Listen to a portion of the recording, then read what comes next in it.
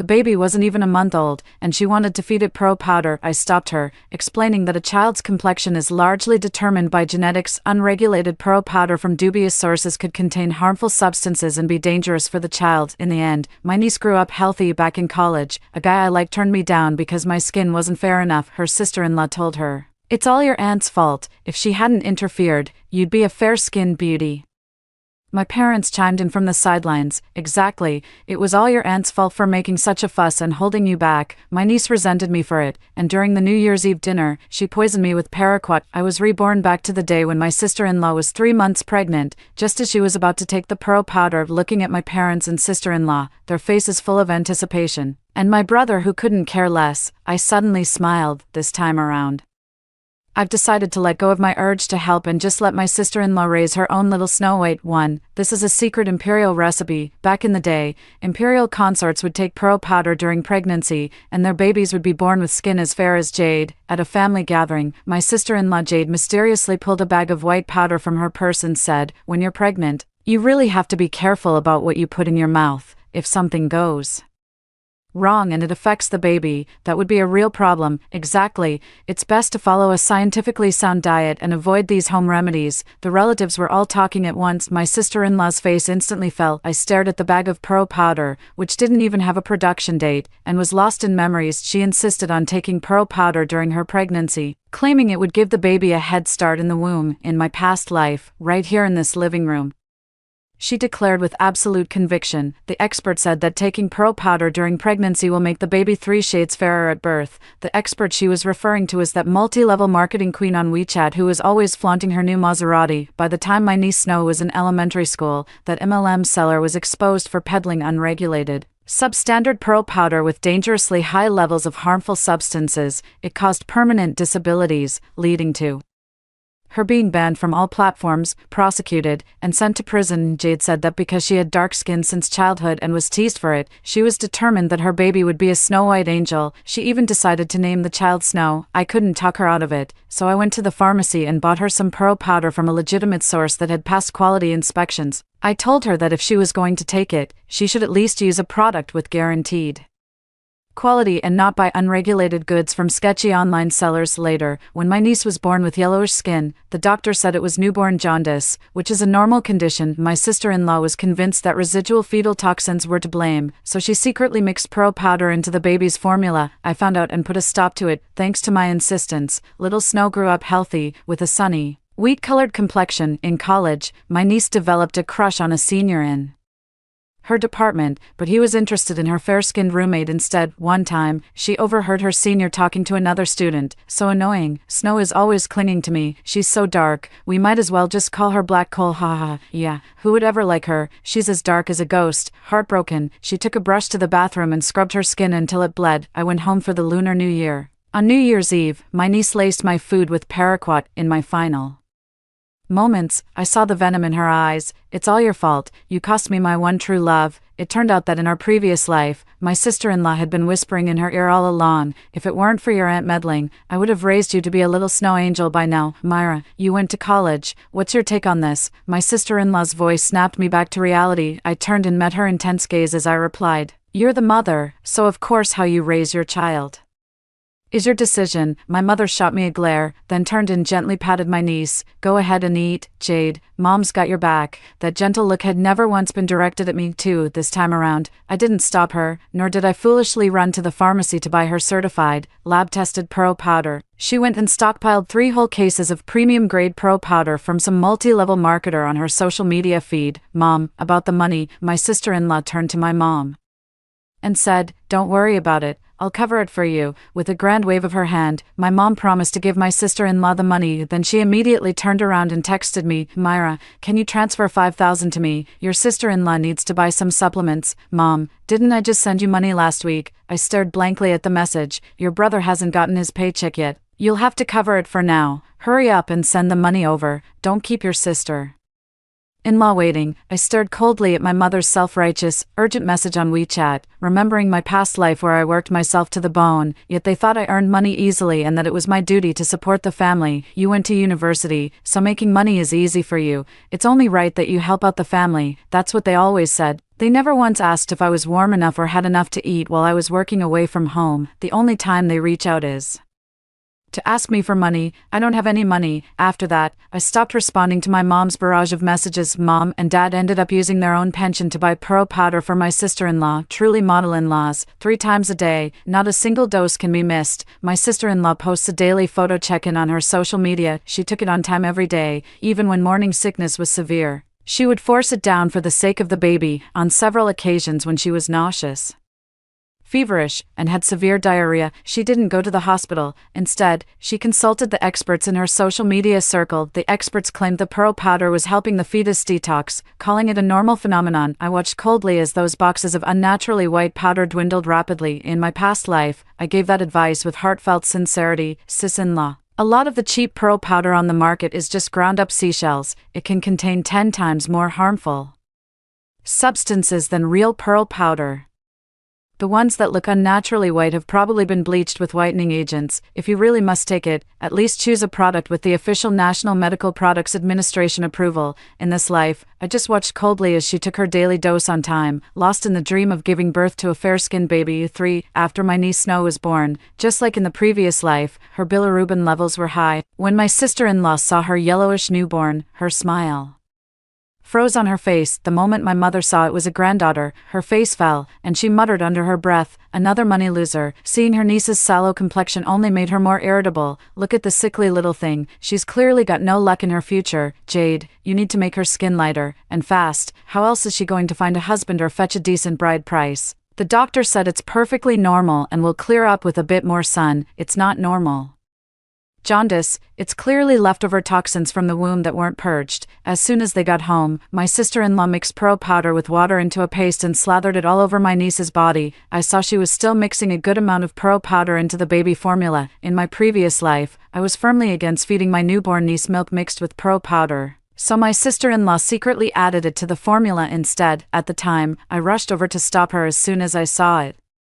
I told her that newborn jaundice is perfectly normal, and with proper sun exposure as advised by the doctor, it would gradually fade away. But in this life, I gently closed my bedroom door. Outside the door, I heard my brother say, "Will this even work? The doctor said it's normal." What do you know? We didn't have the means before, but now we do. I have to take responsibility for my daughter's skin. My sister-in-law retorted. My mother came out of my brother and sister-in-law's bedroom, shaking her head, and opened my door. "Myra, you went to college, you know better. Go talk some sense into your sister-in-law. Forget about that pearl powder nonsense. Rubbing it with Coptis water is what actually works. What's the point of wasting all that money on a little girl?" I almost spat out the oriental leaf tea I just drank. One uses unregulated pearl powder, the other uses Coptis water. They're really treating Snow like a lab rat. In my past life, after I was poisoned, my soul wandered. I heard my mother crying and telling the police I had depression, that it was a suicide, and that no one else was involved. Clutching my photo, she said she couldn't just stand by and watch my brother's family fall apart. She said I was just a daughter, so my death wouldn't really matter. She even told me that in death, I should still watch over my brother's family, ensuring their health and prosperity. I guess I'm just born under an unlucky star. They drain you dry while you're alive, and then expect your blessing from beyond the grave. What would I know? I've never had children. This time, I didn't take the bait. If you don't go talk some sense into your sister-in-law and something goes wrong, I swear I'll beat you senseless. My mother clenched her fist and made a fainting gesture at me. In my past life, she never stopped my sister-in-law from using pro powder. Instead, she said in front of me, "For a girl, that's about all the value she has. A fairer complexion might fetch a higher bride price, which could help your brother get a bigger house." Soon after, my sister-in-law finished her postpartum confinement. That day, she brought my niece over and placed her right in my arms. "Can you take a look? Does she seem a bit feverish or agitated?" my sister-in-law asked, her eyes fixed on my face. I looked at Snow's slightly pale face and shook my head. "You're the experienced one with kids, sister-in-law. What would I know? Never having had any of my own." My sister-in-law shot me a glare, then carried the child back to the room. "What's the use of a university education? Just a book-smart fool who doesn't know anything. My family never lets me forget that I went to college, as if getting an education were my original sin." I suddenly realized, thinking back to my past life, that no matter what I said, I'd be labeled a jinx. Whether I tried to stop my sister-in-law from feeding my niece pro powder or not, they'd pin the blame on me in the end. This place is no safe harbor. It's a house of horrors out to get me. I need to pack my things in a hurry and find an excuse to move out, the sooner, the better. 5. The very next day, I moved out without a moment's delay. I didn't have many belongings at home. Everything I owned fit into a single suitcase. To put more distance between us, I moved to another city to look for work and rented a place. When my mother found out, she bombarded me with angry phone calls and curses. You ungrateful wretch, think you can just fly away now that you've grown your wings? If you dare leave, don't you ever call me your mother again. After all the years I've raised you, you only think of yourself. What's to become of this whole family? My brother snatched the phone and yelled, who's going to do all the housework if you leave? Who's going to look after your sister-in-law in her confinement? Get your ass back here right now, bro. I'm your sister, not your live-in maid. I replied coldly and hung up the phone, seeing there was no room for negotiation. My mom softened her tone and she texted me, reminding me to send my monthly salary home on time. Raising a child is no easy task. Since you've been to university, you should take on a bit more of the burden. I agreed out loud, but in my heart, I thought, in this lifetime, every single penny is going to be spent on myself. 6. The child was constantly fussy and crying, so my sister-in-law said pearl powder could help calm the nerves. She then used a syringe to force feed my niece a large amount of pearl powder mixed with water. Strangely enough, after drinking it, my niece fell into a deep sleep. My sister-in-law even filmed a video of my niece in this drowsy state and posted it in the family group chat. See, I told you pearl powder could brighten the skin and calm the nerves. That's the miraculous power of pearl powder. Don't underestimate folk remedies. They can cure serious ailments. Back then, when the relatives found out my sister-in-law was feeding the baby pearl powder, they voice their objections. They think the child is still young and their digestive system isn't fully developed, so it's best to follow a scientifically sound feeding approach. At this point, my sister-in-law specifically posted a video, just to prove her relatives who had opposed her wrong. No one in the group chat replied to her. You can't reason with someone who's hellbent on their own destruction. I quietly closed the video. What my sister-in-law called calming his nerves was probably just him passing out from poisoning. After all this chaos, it's up to Snow's own resilience now. 7. And so, through all the little bumps and scrapes, Snow made it to 2 years old. Late one night, I was at home working on a manuscript. My mom's call came through suddenly. Get over here and take your niece to the hospital. She's having violent convulsions. Hearing their harsh command from across the way, I was reminded of my past life. They were always like this. The moment my niece had the slightest sniffle or ache, they'd call me to take her to the hospital, because this foolish aunt of hers would never ask them to reimburse the medical bills. If you're sick, go to the hospital. What are you yelling at me for? I answered absent-mindedly. There was a distinct pause on the other end of the line. We don't understand these things, but you went to college. Mom, I just went to college. I'm not a miracle worker. I'm 500 kilometers away. By the time I get back, it'll be far too late. They've grown far too accustomed to the old me, the one who was meek, obedient, and sacrificed everything for this family. For over 20 years, I had never once said no. Myra, you get your ass back here right now. If anything happens to Snow, my brother was yelling on the other end of the phone. Bro, you're responsible for your own kids. I cut him off. After all Mom and Dad have done for you, how dare you talk to me like that? My brother's voice was so loud it made my eardrums tremble. You said it yourself. You didn't raise me. If you've got the guts, then never come home. Fine. With that, I hung up the phone and turned on airplane mode. Wouldn't have it any other way. A family that bleeds me dry and crushes my spirit. I'm better off without it. 8. In the end, they took their niece to the hospital. The doctor diagnosed her with toxic substance poisoning and asked my sister-in-law what she usually fed the child and whether she had been exposed to any harmful materials. How could you give a child pearl powder from an unknown source? The doctor scolded. You need to be hospitalized immediately. But my sister-in-law thought it was just a shady doctor exaggerating the illness to make more money. How could pearl powder possibly be harmful? So many people have taken it with no issues. That unscrupulous hospital is just out to make a quick buck. The other parents nearby heard this and urged her to listen to the doctor's advice and follow scientific feeding practices. What a tragedy. The poor child's face has turned blue. A lack of education is truly a terrible thing. My sister-in-law still refuses to see the light. Blind faith in science is just another form of superstition. These methods have been passed down for thousands of years. How could they possibly be wrong? You people are just obsessed with everything foreign and blindly worship Western medicine. You must have faith in our nation. Looking at his frail daughter and hearing the surrounding accusations, the brother began to question his Sister-in-law's skin whitening methods for the first time. Jade, could this pro powder actually be harmful? Look at this news article. This kid took pro powder since childhood and now he's been admitted to Tsinghua University. My sister-in-law pulled out her phone as she spoke, scrolling through a multi-level marketer's social media feed to show my brother the ads. But the doctors all said, doctors. My sister-in-law suddenly sneered. She had found a video in the multi-level marketer's social media feed. Just look at what this professor from a top-tier hospital says. Pro powder calms the nerves and detoxifies the body. The post already has over 100k likes. After watching the video, my brother fell silent. Once my niece showed a slight improvement, my sister-in-law insisted on discharging her from the hospital, against the doctor's advice. 9. My sister-in-law is absolutely fixated on lightening her child's skin tone. On top of feeding her pro powder, she enforces a strict sun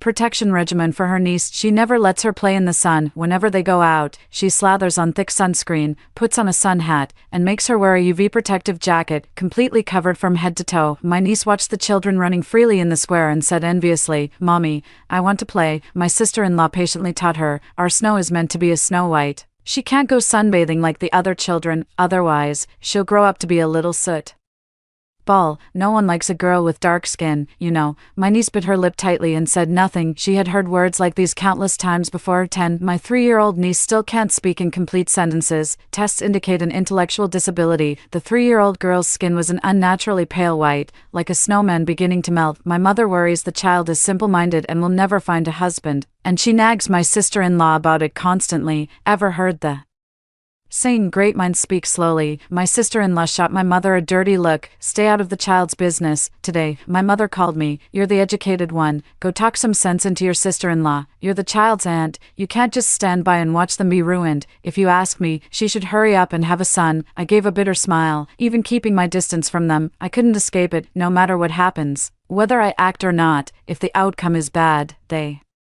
always blame me. In my past life, when my niece had a fever, I rushed her to the hospital in the middle of the night. I stayed up until dawn until her fever broke, only to be met with my mother's words, "You're always meddling. A little blessed water would have cured her. Such a minor illness, and you wasted all this money." My child failed the college entrance exam and ended up in a vocational college. My sister-in-law pointed at me, wailing, "It's all your fault. You insisted on taking her to the hospital and offended the god of literature. It's as if I'm the family's jinx, the one who brings all the bad luck. Yet, they rely on the money I send back every month and are happy for me to spend on my niece without expecting anything in return. My mother even took the money I'd been depositing with her every month and used it to buy a house for my brother. Back then, she told me to send money home every month, saying she was saving it for me and would give it to me after I got married. But later, when I needed surgery and didn't have enough money, I asked my mother for it. She said the money was gone and that I had to figure it out myself. On the very day of my surgery, my whole family gleefully went to collect the keys to their new house. Meanwhile, I lay alone in the operating room, with no one giving me a second thought. After I recovered and was discharged from the hospital, I tried to get my money back, only to be met with my parents' furious scolding, "Your brother carries on the family line. You're just a daughter who'll marry out. Of course the money should be spent on your brother. You ungrateful wretch. The whole family scraped together to put you through school, and this is what we get in return." What's even more ridiculous is that in this house, which I paid the down payment for, not a single room was set aside for me. "Then where am I supposed to sleep when I come home?" I asked, my voice thick with hurt. "That sofa bed in the living room is specially for you. It's a couch normally, and when you need to sleep, you just unfold it into a bed." My brother showed me the sofa bed with a beaming smile. I was such a fool in my past life, thinking that if I just gave enough, I could earn that meager scrap of familial affection. "Mom, I've told you, I've never had kids. I don't understand any of this. It's my sister-in-law's own daughter, however she chooses to raise her. You all have to respect that." With that, I stopped listening to my mom's nagging and hung up the phone. In this lifetime, I've come to realize I don't need to obsess over whether my parents love me. Our bond is just for this one life anyway. Besides, I've already died once, killed by Snow's own hand, killed by the familial bond one clung to so desperately. 11. Snow's battered and broken body somehow held on long enough to start kindergarten. On the first day of school, my sister-in-law handed the teacher a long, detailed list of requirements. Seats must be positioned away from windows. Participation in outdoor activities is prohibited, even on overcast days. Take and submit 3 daily photo Check-ins, the timestamp and location must be visible via a watermarking camera. The teachers all tried to persuade her. Children need sunlight to get their vitamin D. Proper exercise and physical activity are essential for healthy development. My sister-in-law simply wouldn't listen. In our family, we gave our child pro powder for calcium. The teacher had no choice but to follow the sister-in-law's instructions. However, occasionally seeing Snow looking so lonely, some of the younger teachers couldn't bear it and would still take her to play games with the other children. After starting kindergarten, Snow became noticeably more cheerful and her speech became much more fluent. Today, she excitedly described to her sister-in-law what had happened at kindergarten. "Mom, do you know how to play drop the handkerchief? Mom, the other kid was so fast, she caught me. Mom, what's wrong?" Jade's face fell upon hearing this. "Did you go sunbathing on the sports field?" Seeing her sister-in-law's strange expression, Snow began to stammer. "No, Mom, we were in the classroom." Without letting her niece finish explaining, Jade grabbed Snow and roughly tore open her clothes to check. After confirming she hadn't gotten a tan, she called the teacher to demand an explanation. "How dare you take my daughter out in the sun without my permission?" The teacher had no choice but to explain. "Little Snow gets so lonely all by herself, and there's hardly any sun outside on a cloudy day." Jade wouldn't listen at all and gave the teacher a solid half-hour scolding. After hanging up the phone, she went straight to filing a complaint against the teacher. The very next day, the kindergarten principal received the complaint forwarded by the Education Bureau. My sister-in-law reported the kindergarten for child abuse and forced sun exposure. 12. Because of this, my niece was ostracized and treated as an outcast at the kindergarten. Gradually, Snow became the invisible kid in her class. While the other children held hands and played games, she could only watch from the window. "Mom," one day after school, she suddenly grabbed her sister-in-law's sleeve. "I want to play on the slide too. Stop playing around." Her sister-in-law slapped her little hand away. "All the other kids can. Why can't I?" It was the first time Snow had ever defied her mother. "You're not like them. You're meant to be the snow baby." Her sister-in-law scolded sharply. Snow's lips trembled as she began to cry. "I don't want to be Snow White anymore. What do you know? A fair complexion hides a multitude of flaws. You'll understand your mother's good intentions when you're older." With that, she quickly pulled Snow back inside. 14. And so, under her aunt's almost fanatical obsession with skin whitening, the niece dragged her frail, worn-out body into elementary school. When I went home for the Lunar New Year, I saw my niece. She was noticeably shorter than her peers, with a pale, ashen complexion and lips that had a faint bluish tint. Her personality was timid and submissive. She looked to her mother for approval before doing anything. She was a completely different person from the healthy, sunny, and confident girl I remembered from my previous life. Her appearance was already a sign of poisoning from harmful substances. During the meal, she shyly inched closer to me, because of my memories from a past life. I was deeply wary of her. I put down my bowl and chopsticks, refusing to eat another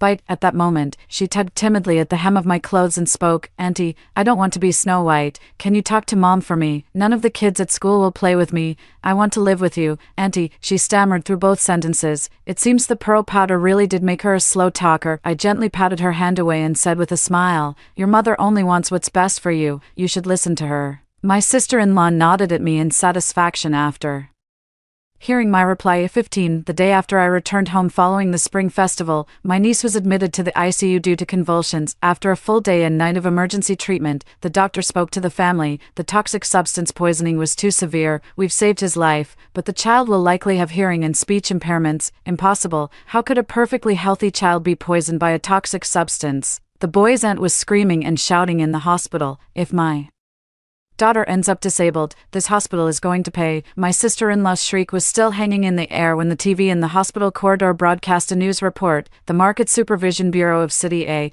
in a joint operation with the public security authorities, has raided an illegal pro powder workshop. Tests revealed the product contained dangerously high levels of harmful substances. So far, 7 children have been poisoned and disabled by these substances. Below the report was a photo from the scene of the raid. In a grimy workshop, a woman was directing workers to package pro powder. That woman was the online seller from whom my sister-in-law had been buying pro powder all these years. That very pro powder from the illicit workshop was the toxic substance she had been feeding her niece, without fail, day after day. 16. The phone rang for me again. "Myra, are you even human? Your sister-in-law is uneducated. Why didn't you stop her? Now Snow has toxic substance poisoning. Are you happy?" My brother was yelling on the other end of the phone. The flames of this mess still managed to reach me, 1,000 miles away. Brother, was I the one who fed Snow all that pro powder? I wasn't even home. Your whole family was there and no one stopped her, yet you're blaming me. I replied calmly. My brother was left speechless and deflated. Enough of this nonsense. Snow's hospital bill is 8,000 a day. Wire me 200,000 right now. My mom took the phone and said to me, Mom, I'm already 3 months behind on my rent. I whined about being broke. Bullshit. My mother's voice suddenly rose sharply. You got a 50,000 yuan bonus last year. Oh, that. I let out a soft chuckle. I lent it all to a colleague. Her father has terminal cancer. It's not like I could just stand by and do nothing, right? Maybe you could use the money you were going to spend on that gold bracelet instead. Snow's grandma. What gold bracelet? I heard my sister-in-law questioning my mom over the phone. What bracelet? I don't have it. My mom hung up the phone, muttering curses. What a useless burden of a child. 17. My niece has suffered hearing loss, and her language skills are gradually deteriorating. Her intellectual development is also noticeably slower than that of her peers. Elementary school is just not an option anymore. The school suggested my brother and sister-in-law send their daughter to a special needs school. Myra, Snow is pretty much a lost cause. A special needs school costs tens of thousands a year. How could we possibly afford that? She doesn't understand a word anyone says anyway. Might as well just keep her at home. My brother's voice was laced with exhaustion. Your brother and I are thinking about having a second child, my sister-in-law said from the other end of the line. So what? I knew it. They were here to ask me for money again. There was a few seconds of silence on the other end of the line. If only you had stopped your sister-in-law from taking that pro powder back then. So, about the money for the second child, you're going to chip in, right? Sure, people really do laugh when they're angry. After hanging up, I sent my brother a 66 yuan red envelope. My brother kept calling me, one call after another, so this time I just blocked him. I knew this wasn't over. The next day, my mom called. She started with some small talk, but I really couldn't be bothered to beat around the bush with her. Mom, you're here to ask me for money, aren't you? The Bai family line must not die out. Myra, what if I just have a child to carry on the Bai family name? I replied, that's completely different. My mother's voice suddenly rose. How is it different? Am I not a member of the Bai family? You're a daughter. The children you bear will carry another family's name. My mom was getting more and more worked up as she spoke. So,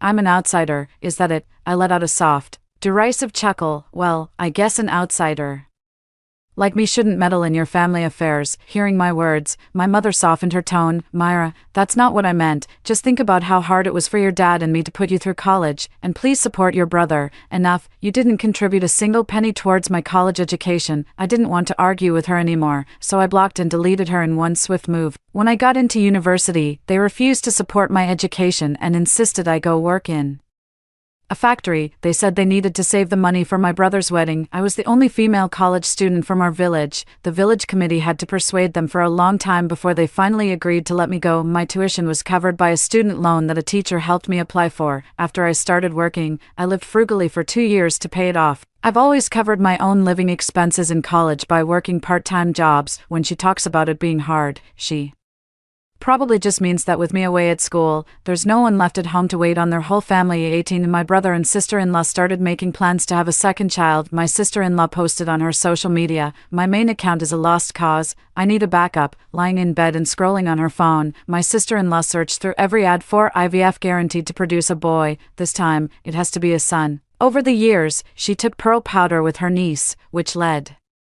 to a buildup of harmful substances in her body, making natural conception impossible. Long ago, it took 3 rounds of IVF to succeed. Each egg retrieval was excruciatingly painful, but she said, as long as I can have a son, it's worth it. My parents sold the old house and poured all the money into the IVF clinic. Now the whole family is crammed into a 30 square meter rental, waiting for this precious fetus to arrive. And Snow, you can't even sweep the floor properly. My sister-in-law stood with her hands on her hips and pinched my niece's arm. You little money drain. My mother sat on the sofa, cracking sunflower seeds. If it weren't for you, would our family have fallen to this state? My brother, meanwhile, was scrolling through sexy girls on Douyin, completely tuning us out. Back when Snow was first born, my mom held her up to show her off. My granddaughter is going to be a real beauty. She'll marry a rich man. No, they won't even let her sit at the table for meals. Don't breathe.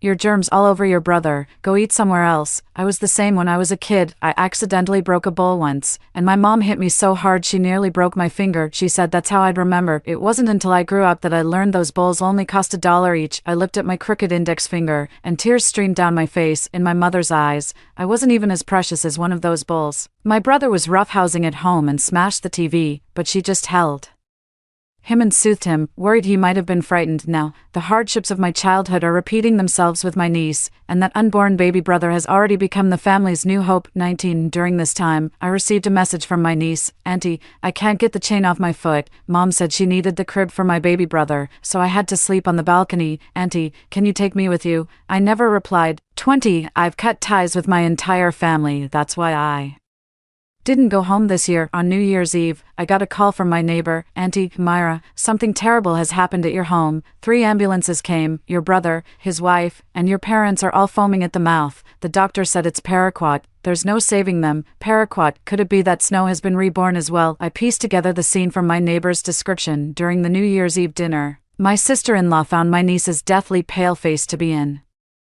ill omen, useless girl, wearing a face like a funeral on New Year's.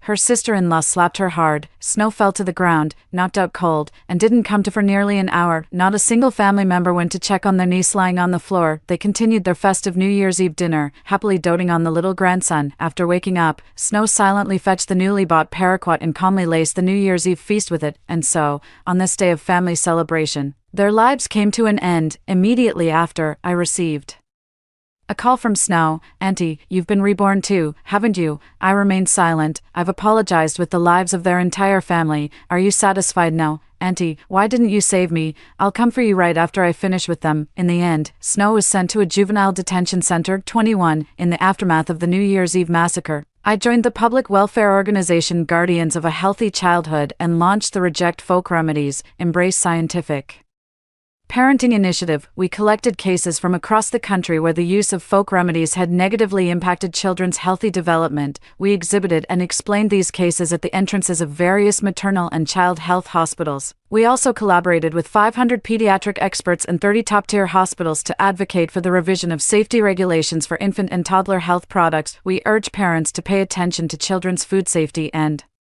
reject consuming food from unverified sources. True beauty should not come at the cost of one's health. True love means respecting science and safeguarding a child's healthy growth. A parent's fixation should not become a shackle placed upon their child. Story 2. In my past life, my mother-in-law secretly gave birth to an illegitimate child behind my father-in-law's back. My mother-in-law knelt down and begged me to pass off her illegitimate daughter as my child's twin sister. My heart softened in the moment, and I agreed. Later, my mother-in-law's child developed kidney failure. My husband was a perfect match, but my mother-in-law vehemently opposed him donating his kidney. This led to our child's death. Only after the tragedy did I discover the child was actually mine. When I confronted my mother-in-law with the truth, she pushed me down the stairs and I died. I opened my eyes and found myself back at the moment when my mother-in-law was begging me. My eyes fluttered open in a daze. I found myself sitting on the sofa at home. I could still feel the phantom pain of tumbling down the stairs. Never did I imagine the miracle of rebirth would be bestowed upon me. I was overwhelmed with emotion, tears streaming down my face uncontrollably, but then a familiar voice reached my ears. Iris, please, honey, can you just tell people you're having twins? My mother-in-law looked at me with pleading eyes. 1. I clenched my fists so tightly my knuckles turned white, fighting the urge to strangle her. I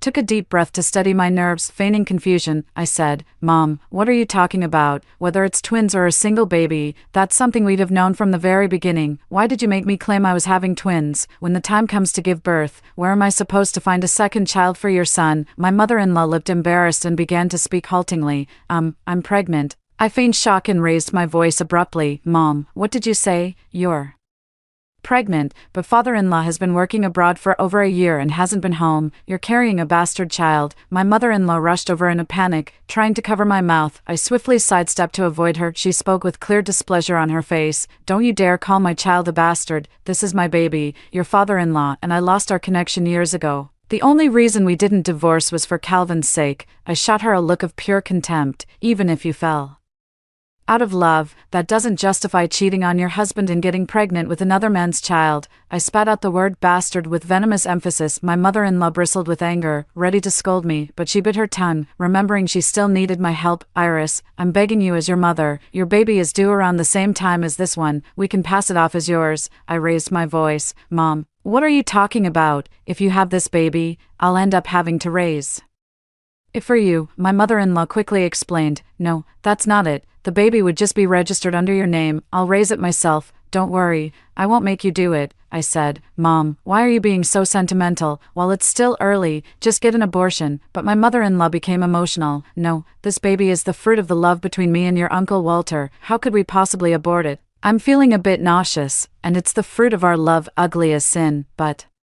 Still a player, I pretended to be hesitant. Mom, this isn't my call. Let me discuss it with Calvin first. My mother-in-law looked a bit embarrassed. I said, my belly will keep growing. There's no way we can hide this from him. She could only nod in agreement. Just like in my past life, I ended up telling my husband about his mother's pregnancy. The husband objected to his mother-in-law keeping the baby. He insisted on taking her to the hospital for an abortion. She refused and went into hiding. By the time she returned in late pregnancy, termination was no longer an option. My mother-in-law got down on her knees, begging my husband and me. My husband had no choice but to agree to raise the child as a twin. When my husband came home from work, I told him about his mother's pregnancy. My husband was so angry that his whole body trembled. I rushed straight to my mother-in-law's room. Mom, have you lost your mind? How could you cheat on Dad and even get pregnant? Hearing this from her son, my mother-in-law felt ashamed. My husband was furious. Get an abortion tomorrow. No, if you're not embarrassed, I certainly am. At the mention of abortion, my mother-in-law immediately panicked, clutching her stomach. She cried, no, we can't terminate this pregnancy. My husband was absolutely furious, his eyes blazing with rage. Why not? How dare you even think of keeping this bastard child?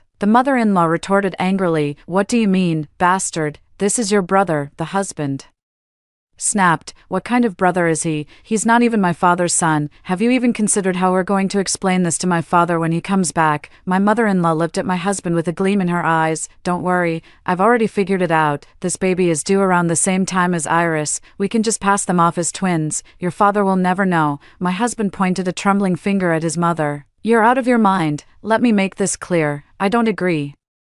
And this pregnancy must be terminated. My mother-in-law pointed at my husband with a ferocious scowl. Your disagreement means nothing. I'm your mother. How dare you try to control me? Mark my words. I'm keeping this baby no matter what. My husband was so angry he was speechless. It took him a long moment to find his words. If you insist on having this baby, you're on your own. The conversation between my husband and his mother ended badly. Lying in bed, memories from my past life kept resurfacing in my mind. In that previous life, right after I went into labor, my mother-in-law insisted on having a C-section too. She claimed it was to spare my husband from going through the ordeal twice, saying it would be easier to care for us together. Newborns all look pretty much alike anyway. My mother-in-law swapped the babies while we were asleep at night too. My elderly mother-in-law has health issues, and the baby was born with a weak constitution, frequently falling ill every time the child got sick. My mother-in-law was even more anxious than I was at the time. I was delighted that she treasured her granddaughter so much. In contrast, my mother-in-law paid little attention to her own child after giving birth. The baby would often cry hysterically from hunger, yet she refused to breastfeed. She insisted on formula feeding, leaving the child alternating between starvation and overfeeding. Sometimes I couldn't bear to watch and would step in to help feed the baby. As the child grew older, the grandmother would either hit or scold them. That child always had a timid look in their eyes when gazing at people. In contrast, my child was thoroughly indulged by the grandmother. They developed a spoiled and willful temperament. The slightest frustration sends them into a screaming fit. Whenever my husband and I try to discipline the children, my mother-in-law steps in to interfere. She even scolds us for being too harsh with the kids. As the two children grow up, they're becoming polar opposites. One was the little princess of the family, the other was treated like a servant girl. Remembering how that child lived in her final moments brings tears streaming down my face. There she lay, so small and still in bed, emaciated to little more than skin and bones. When the child was 4 years old, my mother-in-law's child was diagnosed with uremia. My husband and I actively pursued treatment for our child. My mother-in-law remained indifferent and even accused us of wasting money. In the end, a kidney transplant became our only option. My husband couldn't bear seeing how pitiful his sister looked, so he went for compatibility testing. Surprisingly, they were a match. When his mother found out, she threw hysterical fits to stop him from donating his kidney. When her efforts failed, she shockingly took the child and disappeared. By the time my husband and I found them back in our hometown, the child was already lying in bed with no breath left. My husband and his mother had a huge argument over it. After we lost the child, I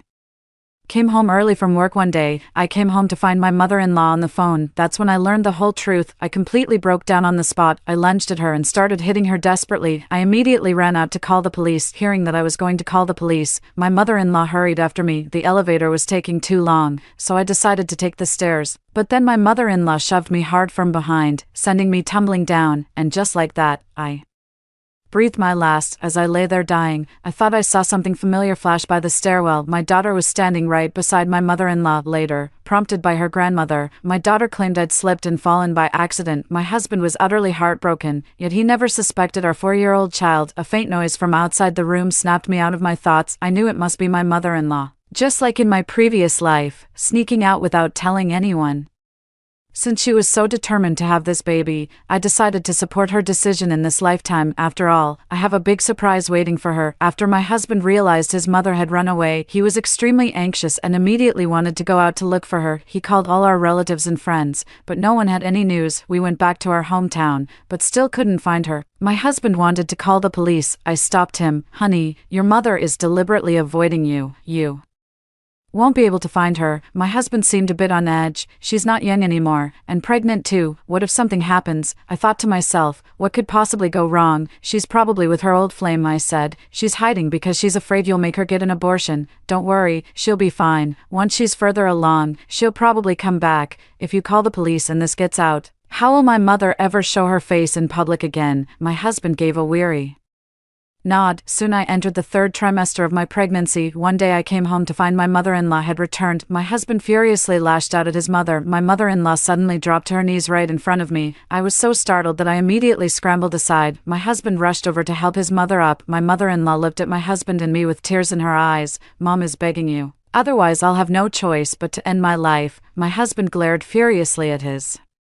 mother, breathing heavily and uncontrollably. Where were you earlier? I told you to get an abortion, but you just wouldn't listen. So now you come to us. Figure it out yourself. I can't deal with this. The mother-in-law immediately started whimpering. Calvin, I know I was wrong. If your father finds out, what are we going to do? This family will fall apart. 3, just help me out this once, will you? My husband turned away without a word. My mother-in-law grabbed my arm again. Iris, if you won't help me, I don't know how I'll go on living. What am I supposed to do if people find out? Husband, now you're worried about shame. Where was this concern earlier? Mother-in-law became agitated. Fine, I'm a disgrace. I'll go die right now. Without your help I can't go on living anyway. As she spoke, she made a dash toward the balcony. My husband tried to pull away, but I reached out and held him tight. My mother-in-law rushed to the balcony, only to find no one stopping her, yet she didn't dare climb onto the windowsill and could only stand there awkwardly. My husband caught onto his mother's intentions. He just stared at her coldly without saying a word. I almost laughed. If you're going to fake a suicide attempt, at least put on a convincing show.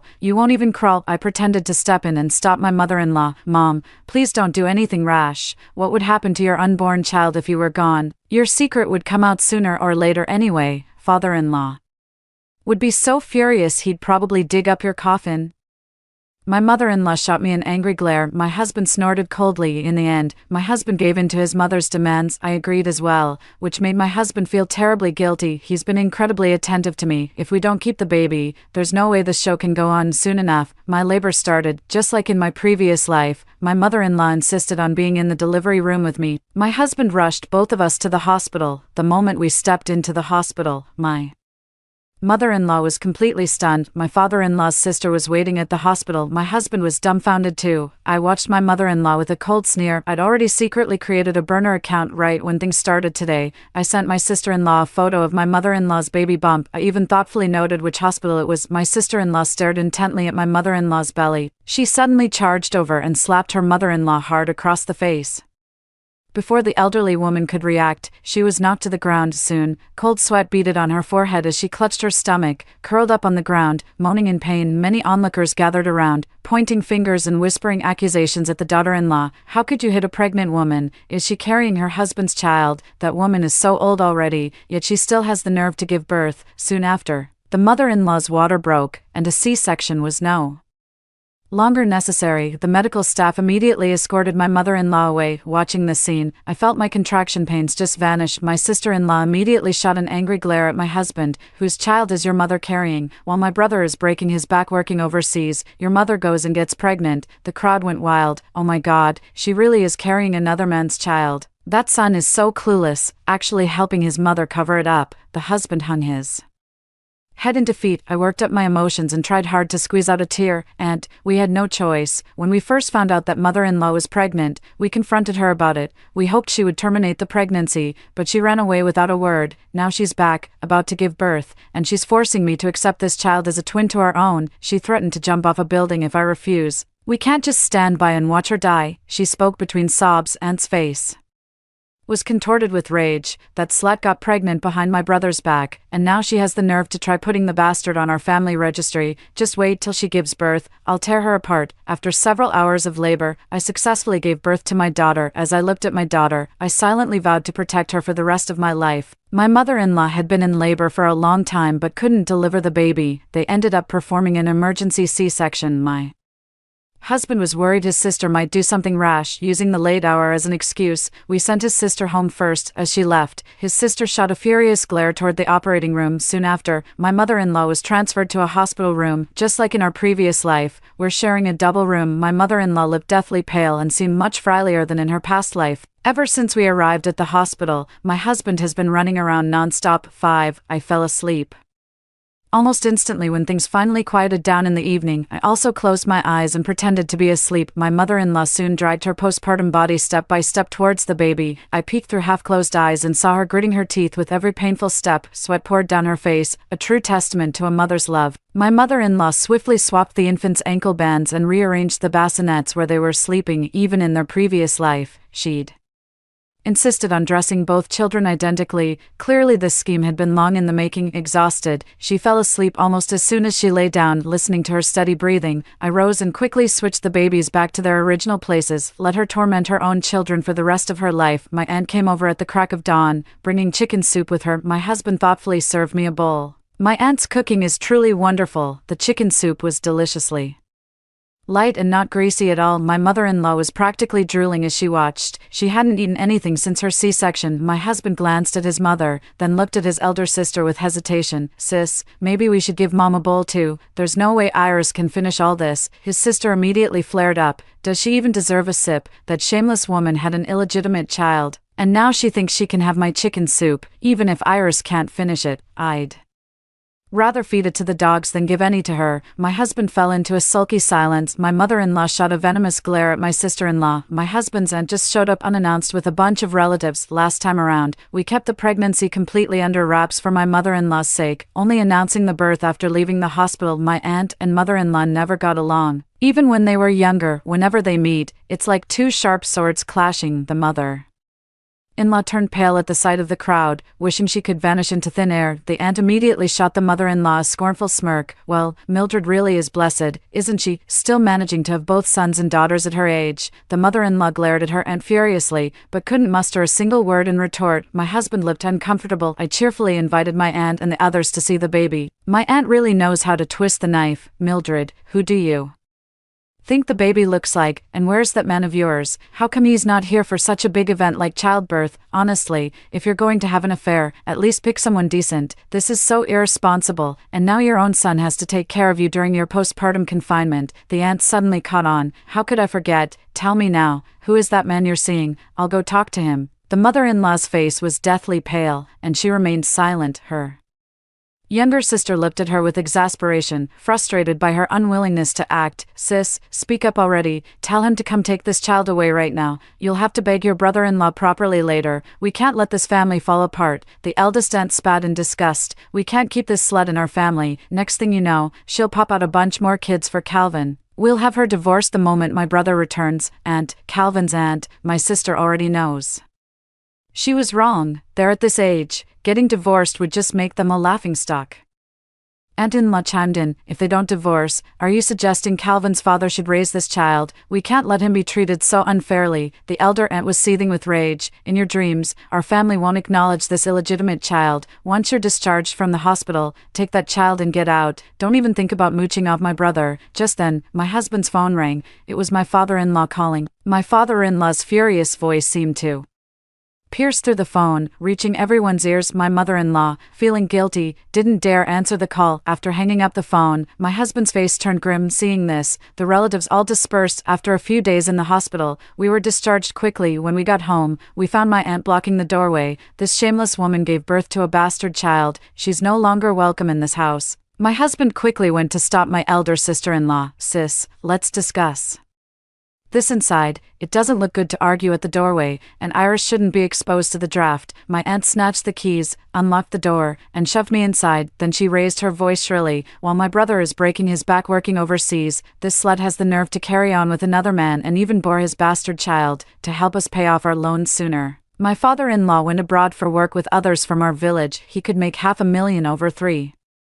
years overseas, but couldn't return home during that period. 6. A bunch of neighbors had gathered around to see what was going on. Aunt, tell me, how could I possibly let her set foot in our house again? Gloria, the biggest gossip, immediately spoke up. No wonder Calvin's mom hasn't been seen for months. She was off having a baby. Poor Arthur, working all alone abroad. His wife actually gave him a daughter. Auntie Lee from downstairs chimed in, at her age, she should be ashamed. Back in our day, she'd have been punished for such disgraceful behavior. She's always dressed to the nines. Turns out she's been trying to catch the eye of other men. Many chimed in agreement. Exactly. Arthur is such a decent man. What rotten luck, marrying that kind of woman. And she actually had the nerve to bring the child home. This is absolutely outrageous. My mother-in-law turned pale as a sheet but couldn't muster a word in her defense. My husband's face darkened with anger. Since my sister-in-law refused to budge, my husband had no choice but to quietly send his mother back to her hometown without her knowledge. Otherwise, my husband's elder sister wouldn't have allowed me to go back to the hometown either. I can only imagine how chaotic it must have been with my mother-in-law taking the child back to her hometown, and with my aunt-in-law also in the village. My mother-in-law probably didn't have an easy time either. Without my mother-in-law's interference, I had a very peaceful postpartum month, and I named the child Aurora. May she embrace new beginnings and a bright future. Like the rising sun, I've dreamed countless times of falling down the stairs, straining to make out what that familiar object was. Everything always appears hazy in the dream, leaving me with the nagging feeling that I'm overlooking something crucial. 6 months later, my mother-in-law secretly returned with the child. The child had been running a fever for days, and my mother-in-law feared for her life. They rushed her back home immediately. Looking at my daughter from my previous life, this nearly 7-month-old baby appeared no bigger than Aurora was at 4 months. Her cries were weak and listless. My mother-in-law commanded me with unshakable confidence, Iris, the child is sick. Take her to the hospital. I stared at my mother-in-law, speechless. Mom, I need to take care of the kids. You'll have to go yourself. My mother-in-law gazed at the child in my arms with overflowing affection. Her maternal love was practically spilling over. When I said I wasn't going, she shot me a disapproving look, muttering under her breath all the while, I told you to take that girl to the hospital. If anything happens, don't blame me later. I pretended not to hear. Mom, what are you talking about? Mother-in-law, never mind. If she won't go, she won't go. That girl was born under an unlucky star anyway. She'll tough it out. I thought to myself, with a mother like you, no wonder she's unlucky.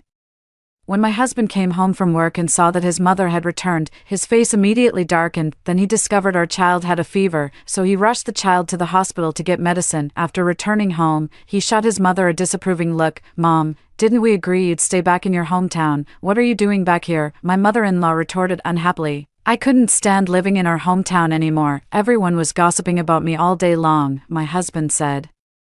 Well, you brought this shame upon yourself. Of course people are going to talk. My mother-in-law's expression shifted, but what I never expected was the huge surprise she had in store for us. Thump, thump. Early in the morning, the door was being pounded with loud bangs. The child was still asleep, and I was worried she might wake up from the noise. I quickly got up to answer the door, a middle-aged woman, about the same age as my mother-in-law. As soon as I opened the door, the woman immediately pushed her way in. She shoved me aside. I was still a bit dazed until I heard her voice, "Mildred, get out here." Hearing the noise, the elderly woman slowly emerged from her room. Upon seeing the visitor, she immediately tried to dart back into the room. The moment she spotted the elderly woman, the other woman charged forward and grabbed her by the hair. I quickly stepped aside to avoid the confrontation. Worried she might accidentally hit me, I thoughtfully swung the half-open door wide. "You fucking bitch, how dare you mess with my husband? Have you no shame? I'll tear you apart today." With that, she started slapping the old woman like crazy. The commotion quickly drew neighbors eager for a spectacle. That's the mistress's wife coming to confront her. This is utterly humiliating. The mother-in-law desperately tried to hide, but the middle-aged woman only grew fiercer in her assault. "You wanted to seduce someone, didn't you? Well, today I'll let you have your fill of it." With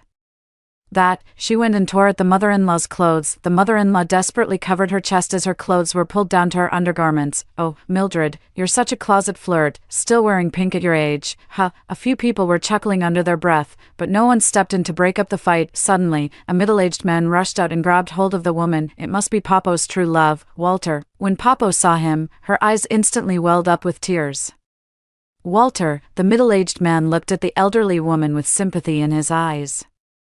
This only made his wife even angrier. Another slap landed. "How dare you flirt right in front of me, you shameless whore." Walter immediately defended himself. "What nonsense are you talking? Mildred and I are completely innocent." The woman grew even angrier. "Mildred," calling her so affectionately, "innocent? I've seen your flirty texts, 7, sending nude photos at your age, and you call that innocent? Do you think I'm blind? Should I show everyone your photos?" The mother-in-law turned deathly pale. Walter's face also darkened. "Stop talking nonsense. I don't know anything about nude photos. Mildred must have sent them to the wrong person." My mother-in-law snapped back immediately. "You've got it all wrong. I was trying to send that to my husband, Walter's wife. Don't give me that. I'm embarrassed to even repeat those filthy words you used. You kept calling him Walter this and Walter that. So your man is Walter, huh? Shameless harlot." The crowd was eager for drama. "Show everyone the photos. Let's see what Mildred's figure looks like." Haha, so this must be Mildred's father. Caught the key phrase, Walter's wife. "What child? You won't believe this. Mildred just had a baby, but her husband's been abroad for over a year. Turns out he'd been trying to pass the child off as his twin, until his sister found out and exposed the whole scheme." Walter's wife immediately shot him a look, and Walter guiltily lowered his head. Walter's wife stormed into the room and saw the child.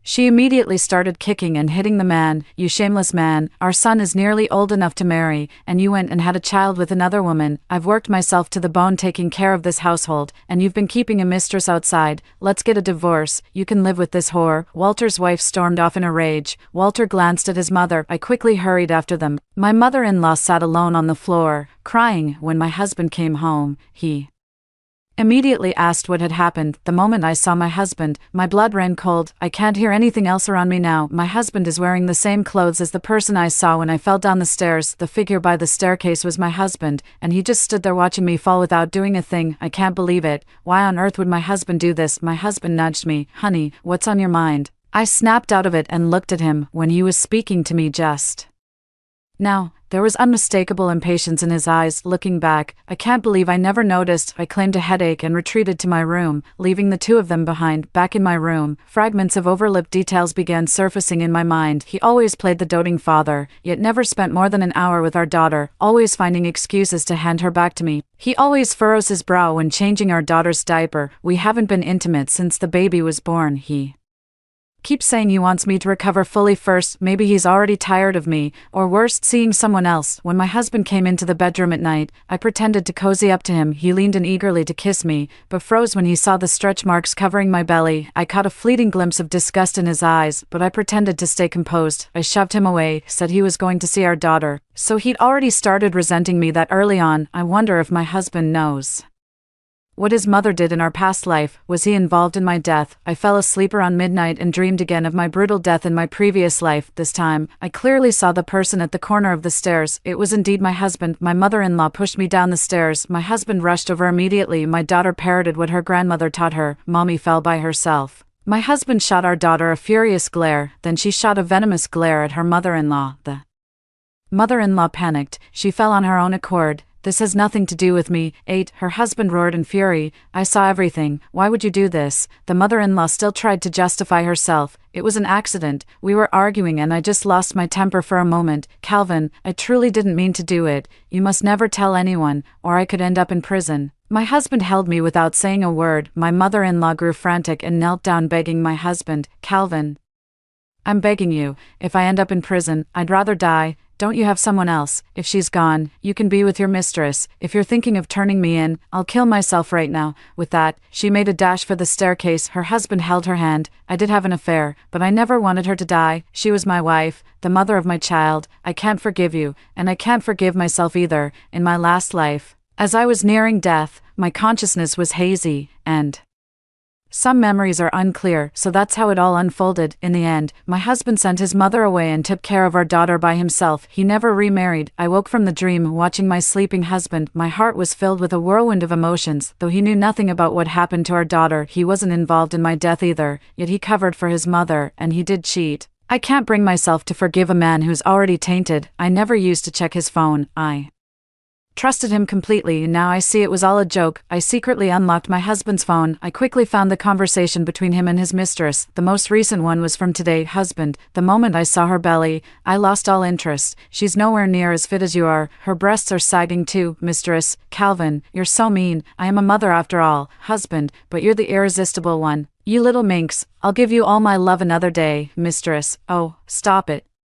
You tease, so when are you going to divorce her and marry me? My husband said, let's wait a bit longer. We can't get divorced while she's still breastfeeding. I picked up my phone to gather evidence. I stealthily returned the phone to its original spot. When I woke up in the morning, I found my mother-in-law packing her things. Me, Mom, where are you headed? My mother-in-law kept her head down. I'm moving out so you two can have your space. Guess she felt too awkward to stay any longer. The whole neighborhood knows his wife came barging in. Mother-in-law, Iris, I haven't found a place to stay yet. Could you look after Lila for me in the meantime? I'll come get her as soon as I find a place. I gave her a cool, detached glance. Mom, you should take her with you. I've got too much on my plate right now, my mother-in-law said with some displeasure. How can 2 children be too much to handle? You don't need to fuss over them too much. Just make sure they're fed, I replied.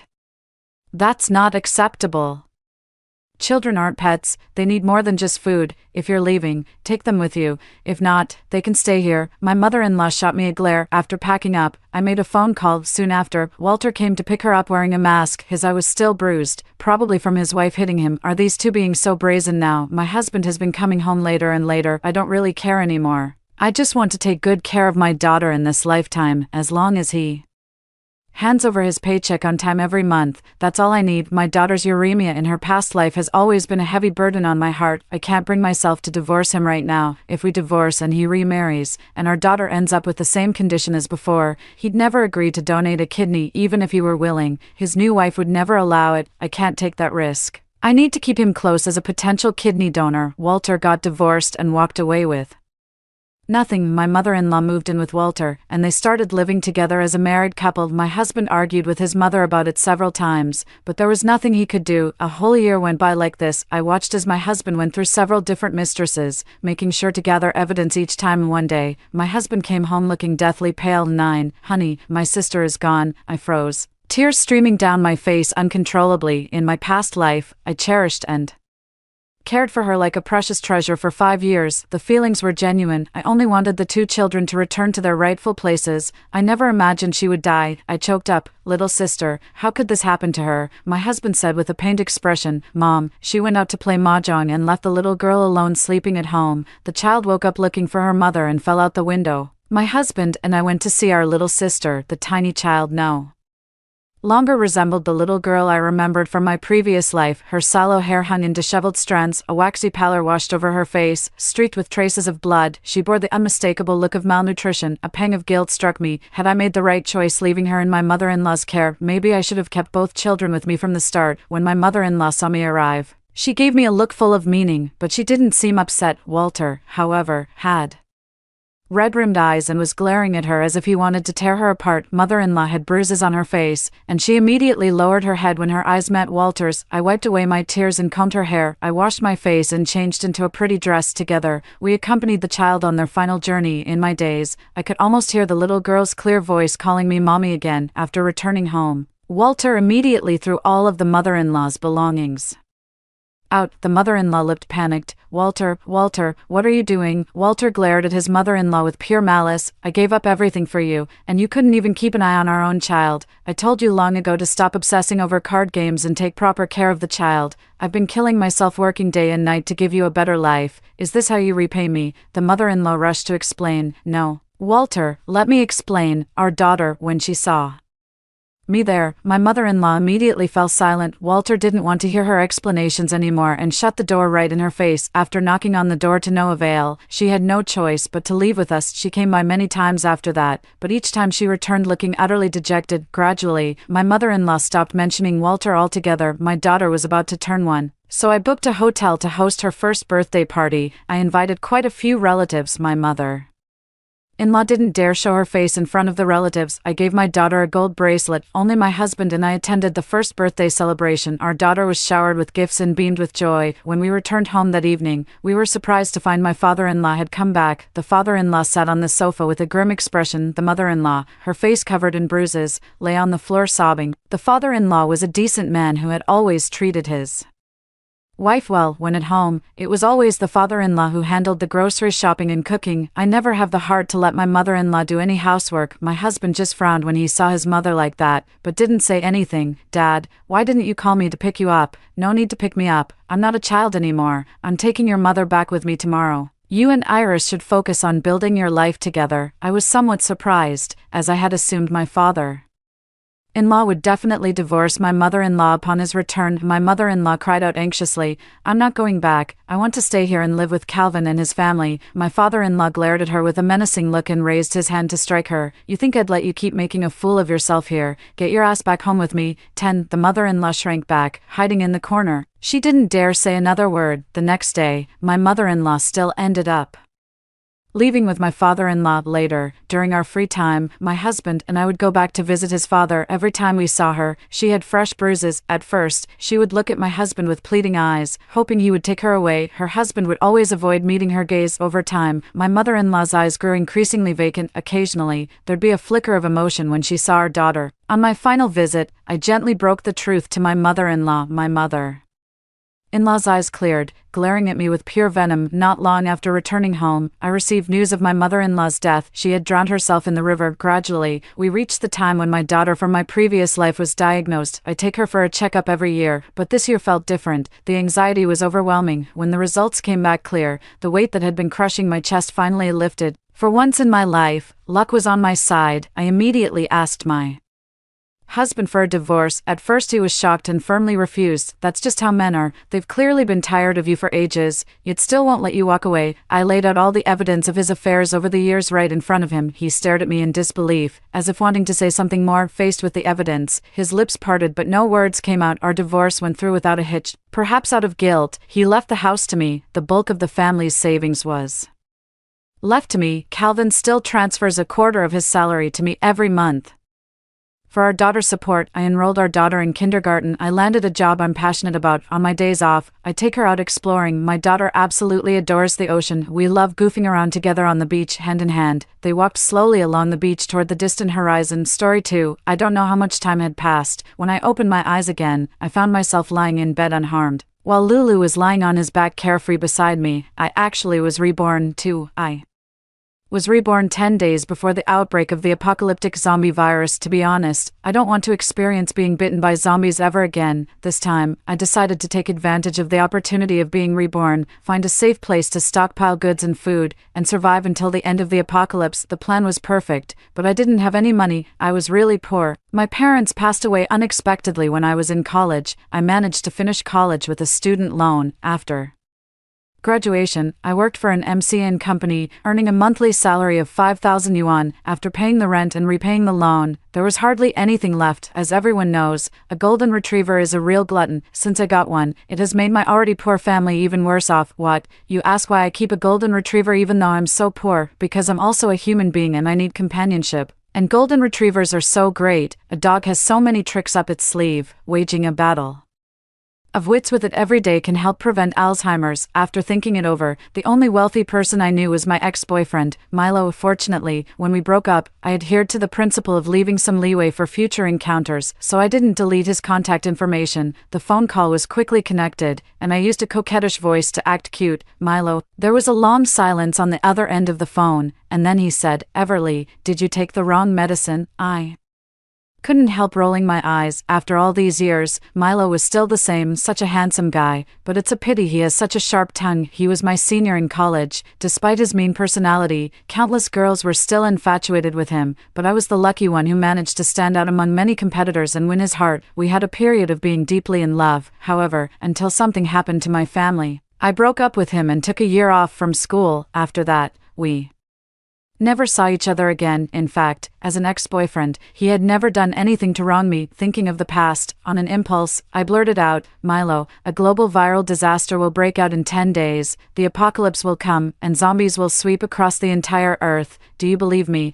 As soon as I said it, I regretted it. The end of the world. I was afraid that Milo would surely mock me. "I believe you. I'll come to pick you up." Surprisingly, he didn't retort me and believed me so easily. I was stunned. 3. When I saw Milo again, I was still struck by his good looks. His skin was pale, his eyes were as black as ink, his lips were as red as blood, and his temperament was gloomy, just like a medieval vampire walking out of an European and American movie. Milo quietly pulled down his baseball cap a little to avoid my gaze. I realized that my eyes were a bit too eager. I gave a haha laugh and got down to business. "Milo, could you lend me 2 million yuan? You can spend my money as you like." Milo took out a black card. My eyes lit up, but unexpectedly, he added, "But you have to move in and live with me." "Dude, this makes it hard for me not to think too much. Could it be that you want to rekindle our old relationship?" He gave me a disdainful look, looking very noble and cold. "You said you were reborn, so you have an inherent advantage. I have money. Only by cooperating with each other can we have the greatest chance of surviving." Well, he really is a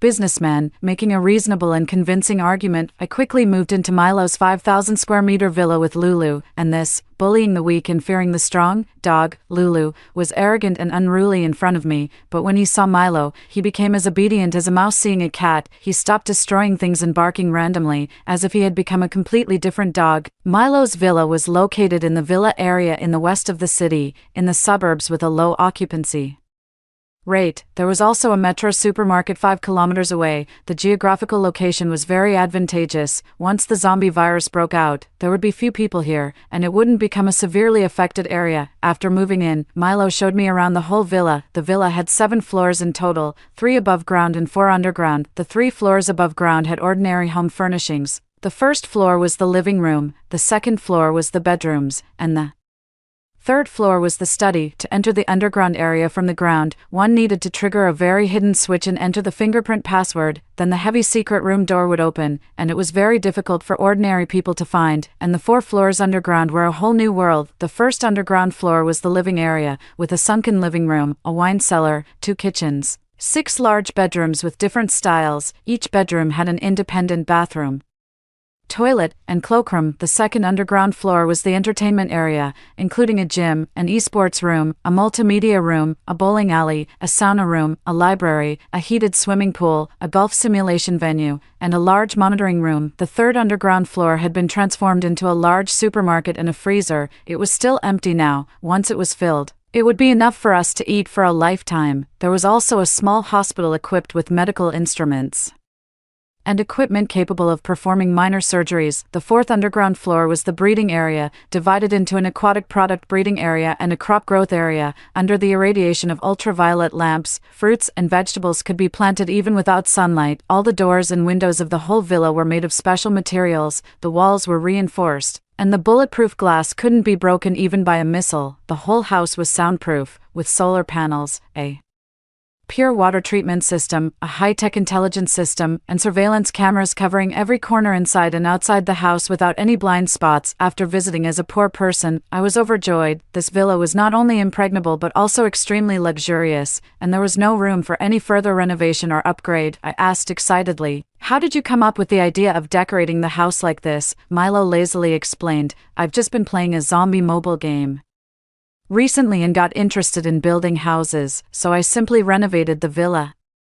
I clapped like a seal. It doesn't matter if you don't have money in the world, but you must hold on to a powerful backer. As long as I stick with Milo, in the apocalypse, I won't just be barely surviving but enjoying life, for, in the apocalypse, people's hearts are unpredictable. For safety's sake, we plan to purchase all the supplies by ourselves in Milo's garage. There were either luxurious sports cars or SUVs that looked like armored vehicles, which were ostentatious and not suitable for transporting goods at all, so we first bought a small van like those used by cargo delivery services, and then headed straight for Metro. I pointed in the direction of the instant food area and gave orders. Our main goal today is to buy instant food and canned goods. Instant food has a long shelf life, is convenient to eat, and easy to store. It's simply a great companion in the apocalypse. Although there was a kitchen in the villa and we could cook, but who would do it? I could cook, but would Milo dare to eat what I made? It was ridiculous. Even Lulu wouldn't eat my cooking, and for a wealthy young master like Milo who had never done any housework, there was no need to ask. He definitely couldn't cook. Unexpectedly, Milo immediately proved me wrong. He took out a bunch of certificates from his pocket and spread them out like spring festival couplets. He gave me a haughty look and said, "Who says I can't cook?"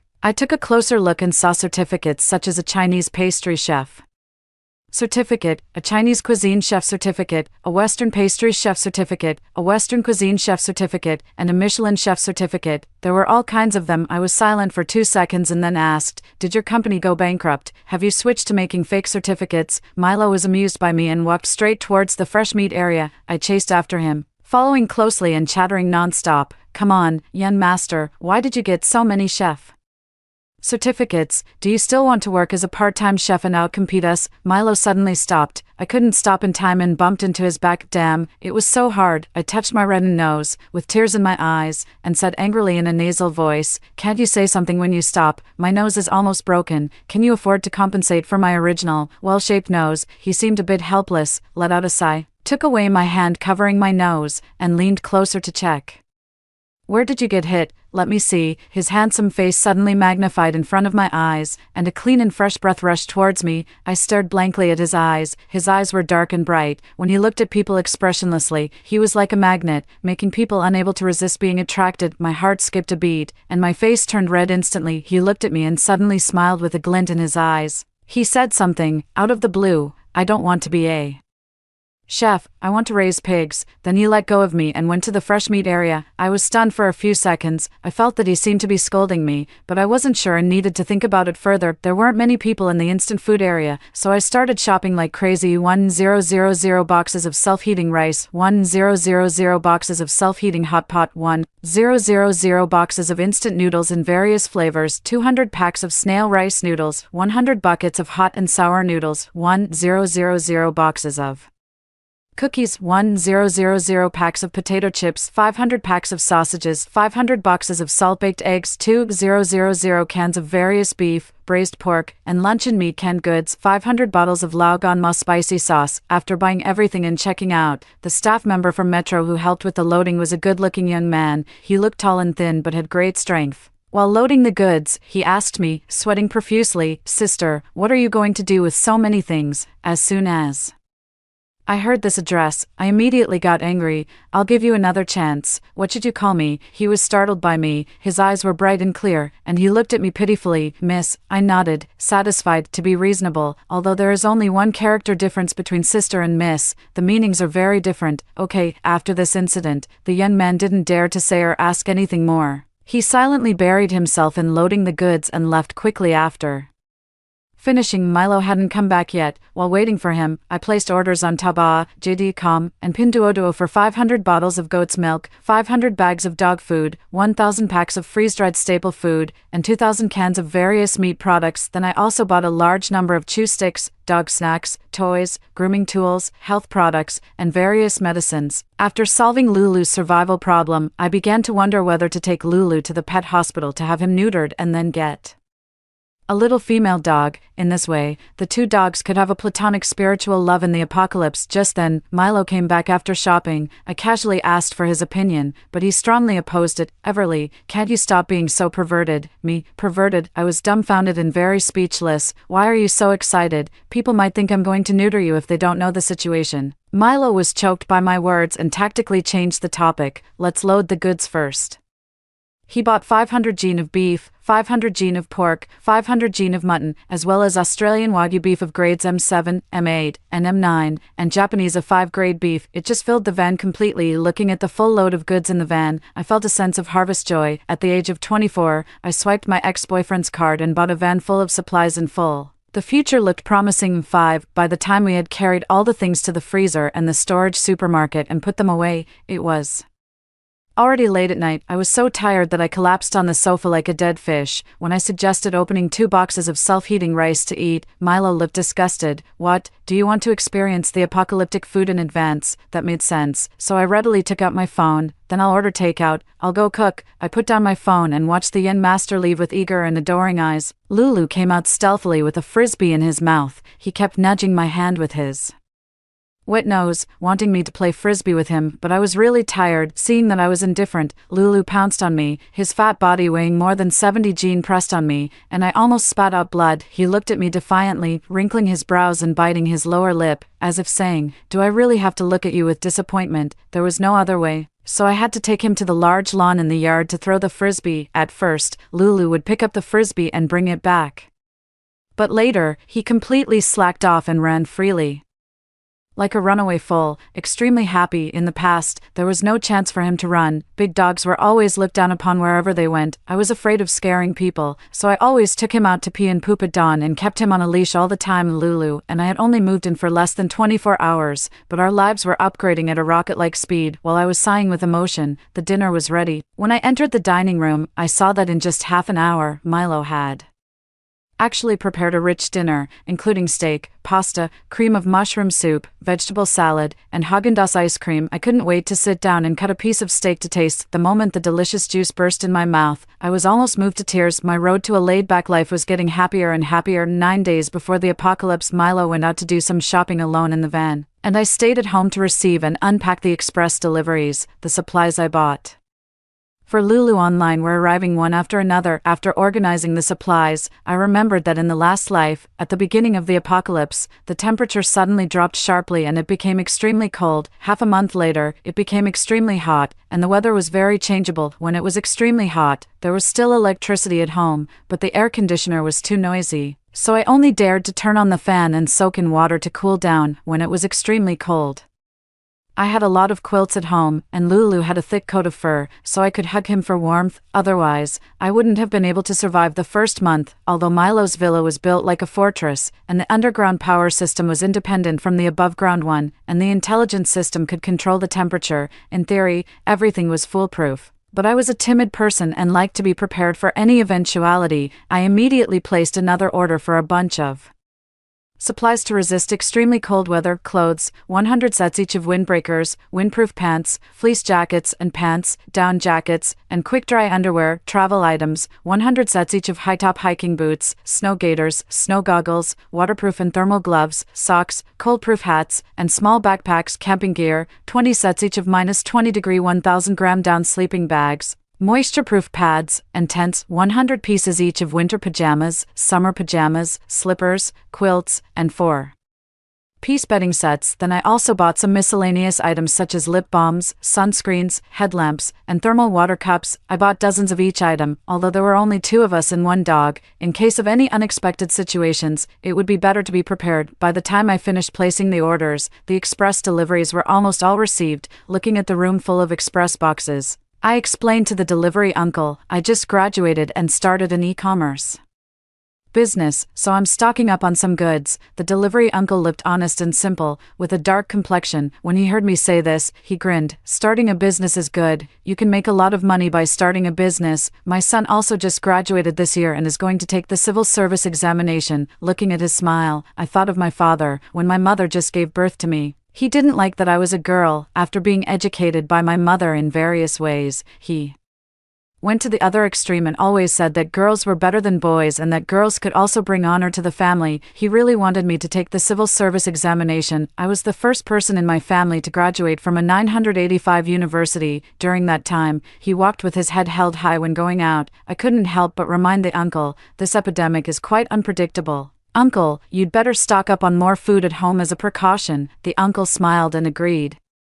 I don't know if he will stock up on goods when he goes back, but this is all I can do. I opened all the express boxes and sorted the items, then Milo came back. I counted the supplies he brought: 8,000 jin of rice, 2,000 jin of flour, 200 barrels of olive oil, 200 barrels of rapeseed oil, 4,000 cases of Evian mineral water, with 24 bottles in each case, 500 bottles of laundry detergent, 500 bottles of body wash, 500 bottles of shampoo, 500 sets of toothbrushes and toothpaste, 1,000 pieces of towels and bath towels, 300 bottles each of salt, vinegar, chicken essence, soy sauce, light soy sauce, sesame oil, cooking wine, and various spices, 1,000 cases of wet wipes and napkins. There were even 500 packs of sanitary napkins and tampons, 200 packs of brown sugar ginger tea. Menstrual pain during my period is my lifelong enemy. I rely on brown sugar ginger tea and painkillers to get through it. Milo was really thoughtful. I threw him a flirtatious look. Milo, come over and help unload the goods, the person said. 6. After unloading the goods, I found a secret room on the 4th underground floor and became curious immediately. When I visited before, Milo didn't introduce this place to me. Was there any secret? Milo couldn't stand my pestering and opened the door of the warehouse. It turned out to be an armory. There were all kinds of firearms hanging on the 4 walls, long and short ones. In the middle were displayed bullets and grenades, as well as some knives, axes,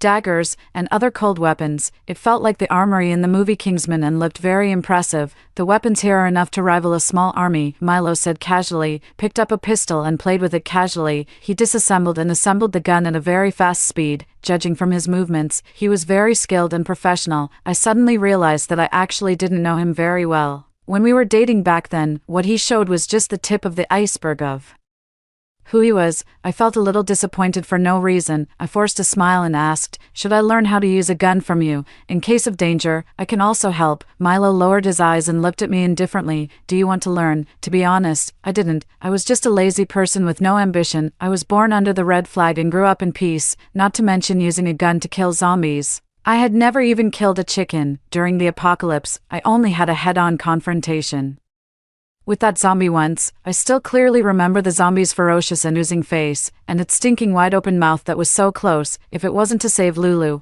I wouldn't have had the courage to fight with it. You don't want to, right? Seeing my silence, he chuckled and rubbed my hair. Then don't learn. I'm here. These words made me want to cry. Since my parents passed away, I haven't felt the warmth of being protected by someone for a long time. I became energetic again and actively suggested, let's transform the yard. Dig some deep pits and set up ambushes. In case zombies come, it can serve as the first line of defense. Milo shook his head. In the apocalypse, what we mainly need to guard against is not zombies, but people. The reason why I didn't transform the yard and the 3 floors above ground is that I don't want to be too conspicuous. Being too special makes us easy to be targeted. What he said seemed to make sense. So I gave up this idea. On the 8th day before the countdown, we went to several wholesale markets. 100 bags of various crop seeds, including Chinese cabbage, potato, tomato, eggplant, coriander, chili pepper, water spinach, cowpea, sweet potato, pumpkin, and wax gourd. 1,000 fry of various fish, including snakehead fish, bighead carp, catfish, and grass carp. We also bought several hundred jin of beef, mutton, chicken, and duck. Then we went to several large seafood markets and bought out all the swimming crabs, green crabs, bread crabs, king crabs, Mexican red lobsters, European blue lobsters, Australian lobsters, Boston lobsters, salmon, and mantis shrimps. Milo,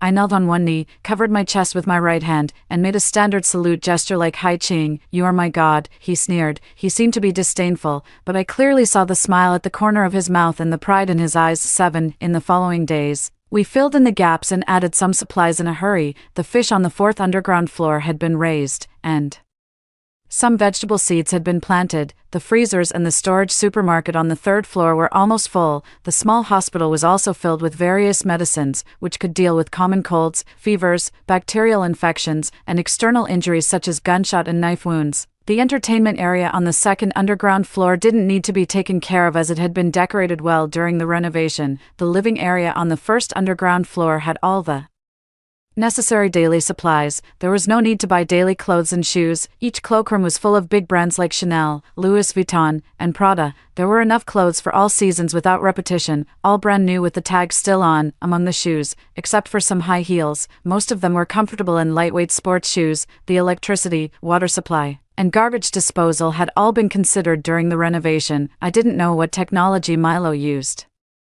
But even if the whole city lost power and water, it wouldn't affect us. Lulu was a shedding monster, so I placed an order for 200 robotic vacuum cleaners and put one in each room of the living area. When one was broken, it could be replaced with a new one. Everything was ready, and there were only 2 days left before the apocalypse. I belatedly remembered something and asked Milo, "What about your parents? Do you want to pick them up?" Milo looked reluctant to talk about it. My mother died during childbirth when she gave birth to me. My father is in City A, don't worry, he has his own plans. On the last day of the countdown, the temperature dropped sharply and it started to snow. We didn't go anywhere and stayed at home playing ball with Lulu. This was a blizzard across the country, regardless of north or south. On the TV news, the reporters were shivering from the cold and talking about this abnormal weather phenomenon. Experts took turns giving their opinions and trying to soothe the public's emotions, but what they said was all useless nonsense. In the end, netizens were annoyed. The hashtag suggests that experts stop making random suggestions. Hashtag top the Weibo trending list. Through my observation in the last life, I found that zombies were afraid of sunlight and their movements would slow down a lot in the sunlight. At the beginning of the outbreak,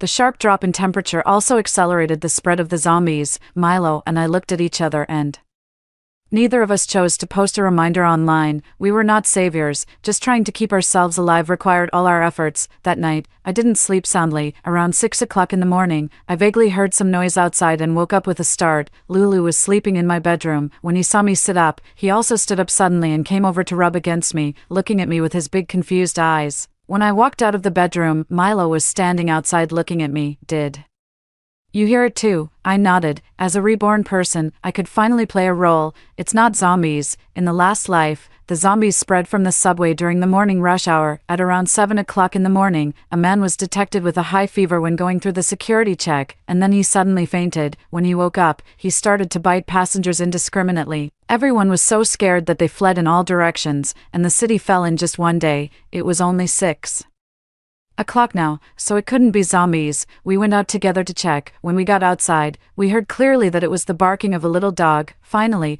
in the corner of the yard, we found a little stray dog shivering from the cold. It was probably 2 or 3 months old, with sparse fur, skinny, and a pair of big and bright eyes looking at me pitifully. We decided to adopt it. Mainly I decided to adopt it, and Milo had no objection. We settled the little dog down. On the TV news, there was an urgent broadcast of a vicious stabbing incident in the subway. The host was saying in front of the camera that this kind of creature had no reason, could come back to life after death, and was calling on everyone to stay at home and keep the door closed. On Weibo and Douyin, the topic of the zombie attack had gone viral. The image of the male zombie in the subway station covered in blood and pouncing on people to bite was being widely spread. Milo and I locked the doors and windows, drew the thick curtains, erased the living traces on the 3 floors above ground, and hid in the underground with Lulu and the little stray dog. The apocalypse had really arrived. 8. Lulu didn't reject the little stray dog at all and was quite interested in it. After giving the little stray dog a bath, deworming it, and feeding it some goat's milk, I isolated and locked it up. It was a little male dog. Its mental state was not bad, and there were no external injuries. However, due to limited conditions, I couldn't give it a further examination. Whether it could survive or not depended on its luck. Since it looked like a wrinkled Momo when I picked it up, I named it Momo. Momo's arrival diverted my attention and reduced my apocalypse anxiety. Milo frowned and watched me busy for a long time, then asked a classic apocalypse question. If they were in danger, would you save them? I asked back. Then if I were in danger, would you leave me alone? Do you think I'm that kind of person? In your heart, Milo gave me a fierce look. I pretended to cry. Woohoo, Milo, you're so kind. I've decided that from now on, you're my real father. Milo refused immediately. Thank you, but no need. If it weren't for Lulu, I would have died a long time ago in the last life and couldn't have lasted that long. In the last life, later on, all the food at home was gone. I was a stubborn and cowardly person. I would rather starve to death at home than go out and confront the zombies. Once I fainted from hunger and was vaguely licked awake by Lulu. When I opened my eyes, there was actually a pile of food beside me, probably because I suddenly fainted and Lulu was worried. He opened the door and went out to find food by himself. It was exactly noon, and the sun was shining brightly. The zombies were all dormant and their mobility was slow. Thanks to the genes of a golden retriever, he actually found a lot of food. Lulu's IQ was often erratic, but it was really beyond my expectation that he could get supplies. Later I became a bit bolder and would take him out to search for supplies together, and we managed to get through each time without any major trouble, until the final accident happened. Have you seen Uncle Shinting's new movie Moon Man? That kangaroo, Gunzi, is just like my Lulu. After Gunzi was left behind, if Duguyu went back to save him, he would definitely die. Why do you think he went back to save him? I babbled on for a long time, and finally came to a conclusion. I guess you've never raised a small animal, right? It's normal that you can't empathize. Milo smiled with a forced expression. I've raised a pig. Does that count as a small animal? Probably. It does. I got up too early in the morning and was sleepy again. After taking a nap, it was already afternoon. While eating potato chips, I went online to check the situation. The zombie virus was spreading rapidly. Weibo was full of distress messages and videos of zombies attacking people. The major media were still trying their best to speak out, telling everyone not to panic and waiting for the government's rescue. They did rescue people, but it was useless. The spread of this virus was too terrifying. Since the villa was in a relatively remote location, there were still no signs of zombies. After eating the last potato chip, I turned off my phone and bounced off to find Milo for food. I heard that he made king crab, and I was so happy. On the third day of the zombie outbreak, the number of people posting on the internet decreased exponentially. There were not many living people left, or maybe everyone had become more cautious and no longer posted casually. Milo was quite busy every day. He was busy working out in the gym, swimming in the pool, monitoring the situation outside, checking the growth of the vegetables, and cooking 3 meals a day. And every day, I would stay in the esports room, the multimedia room, wash the dishes, and command the robotic vacuum cleaners to clean the floor. I couldn't do anything else because I didn't know how. On the 4th day of the zombie outbreak, from the monitoring room, we saw that the villa area had also fallen. There were a small number of zombies wandering around. They were very sensitive to sound and moved very quickly. On the 7th day of the zombie outbreak, Momo's isolation period ended and he was released from prison. After my careful care for a few days, his fur became a little shinier. This little guy was incredibly obedient. Every day, he would come to me for cuddles, lick my palm, and lie in my arms dependently, looking at me with his big eyes. Lulu jumped up and down around him, trying to force him to play, but he didn't pay much attention. When Lulu really annoyed him, he would hide in my arms and whimper. That's right, he was a bit scheming, but I couldn't resist it. My heart melted. I used to not understand why men all liked girls with a bit of a scheming side, and even Milo couldn't escape this. Now I could understand a little bit. 9. On the 10th day of the zombie outbreak, I found that I had gained a little weight. After a moment of reflection, I put on a sports bra and yoga pants and appeared in the gym. My original intention was to work out, but I stunned Milo. He was lying on an inclined bench, lifting dumbbells. His wet black hair fell on his forehead, his clothes were soaked with sweat, and his 8-pack abs were faintly visible. He exuded an explosive hormonal charm. When he noticed me staring, he gave me a half smile and glanced at me with a seductive look. Like a demon, I couldn't help swallowing and ran away shamefully. That night, I had a dream. He pinned me down on the sofa. His black eyes were deep, and I almost drowned in his eyes. His slender fingers gently stroked the back of my neck, tender and hot. I was powerless to resist and felt like I was about to melt. When I woke up, I was scared by this dream. After that, I started to avoid Milo a bit. Unfortunately, he caught me, frowning. He questioned me. What's wrong with you these days? Nothing. It's okay. I stammered and lowered my head, not daring to look at him. Look at me when you're talking. Milo forcefully lifted my chin. I was forced to look at his handsome face. Somehow, my mind went blank, and I suddenly kissed his lips. After kissing, I was stunned, and so was Milo. My mind was like fireworks bursting, incredibly gorgeous. I could still feel the touch of his lips on mine, and I couldn't help licking my lips. Milo's eyes changed, and he stared at me aggressively, like looking at some easily obtainable prey. I was scared and turned to run, but he pulled me back into his arms. Just like in the dream, his slender fingers held the back of my neck, and he pressed me against the wall and kissed me hard. He was like a hungry wolf, and my face turned red. I almost suffocated. After that, we seemed to enter an ambiguous period. We were both pulling, and neither of us was willing to admit defeat. We hadn't played this love game for a few days when a group of unexpected guests pried open the door of the villa and occupied the upper floors of the villa. Among this group of people was a woman I didn't expect, Milo's first love, Clementine. When I saw it from the surveillance video, I was really afraid that Milo would rush out. There were 6 men and 1 woman in that group. They were all muscular men with thick muscles, and each of them was like the Korean action star Ma Dong-suk. They were carrying guns and looked like they were from the underworld before the apocalypse, and they were not to be trifled with. One of them, with a cold and stern appearance, sharp eyebrows and eyes, and regular facial features, unfortunately, had a scar on his left face, looking very menacing. He seemed to be the leader of this group. The group of people checked every corner of the villa separately. They didn't find anything unusual or any food, so they took out their own food and ate it. Then they left one person on guard and the others went to rest.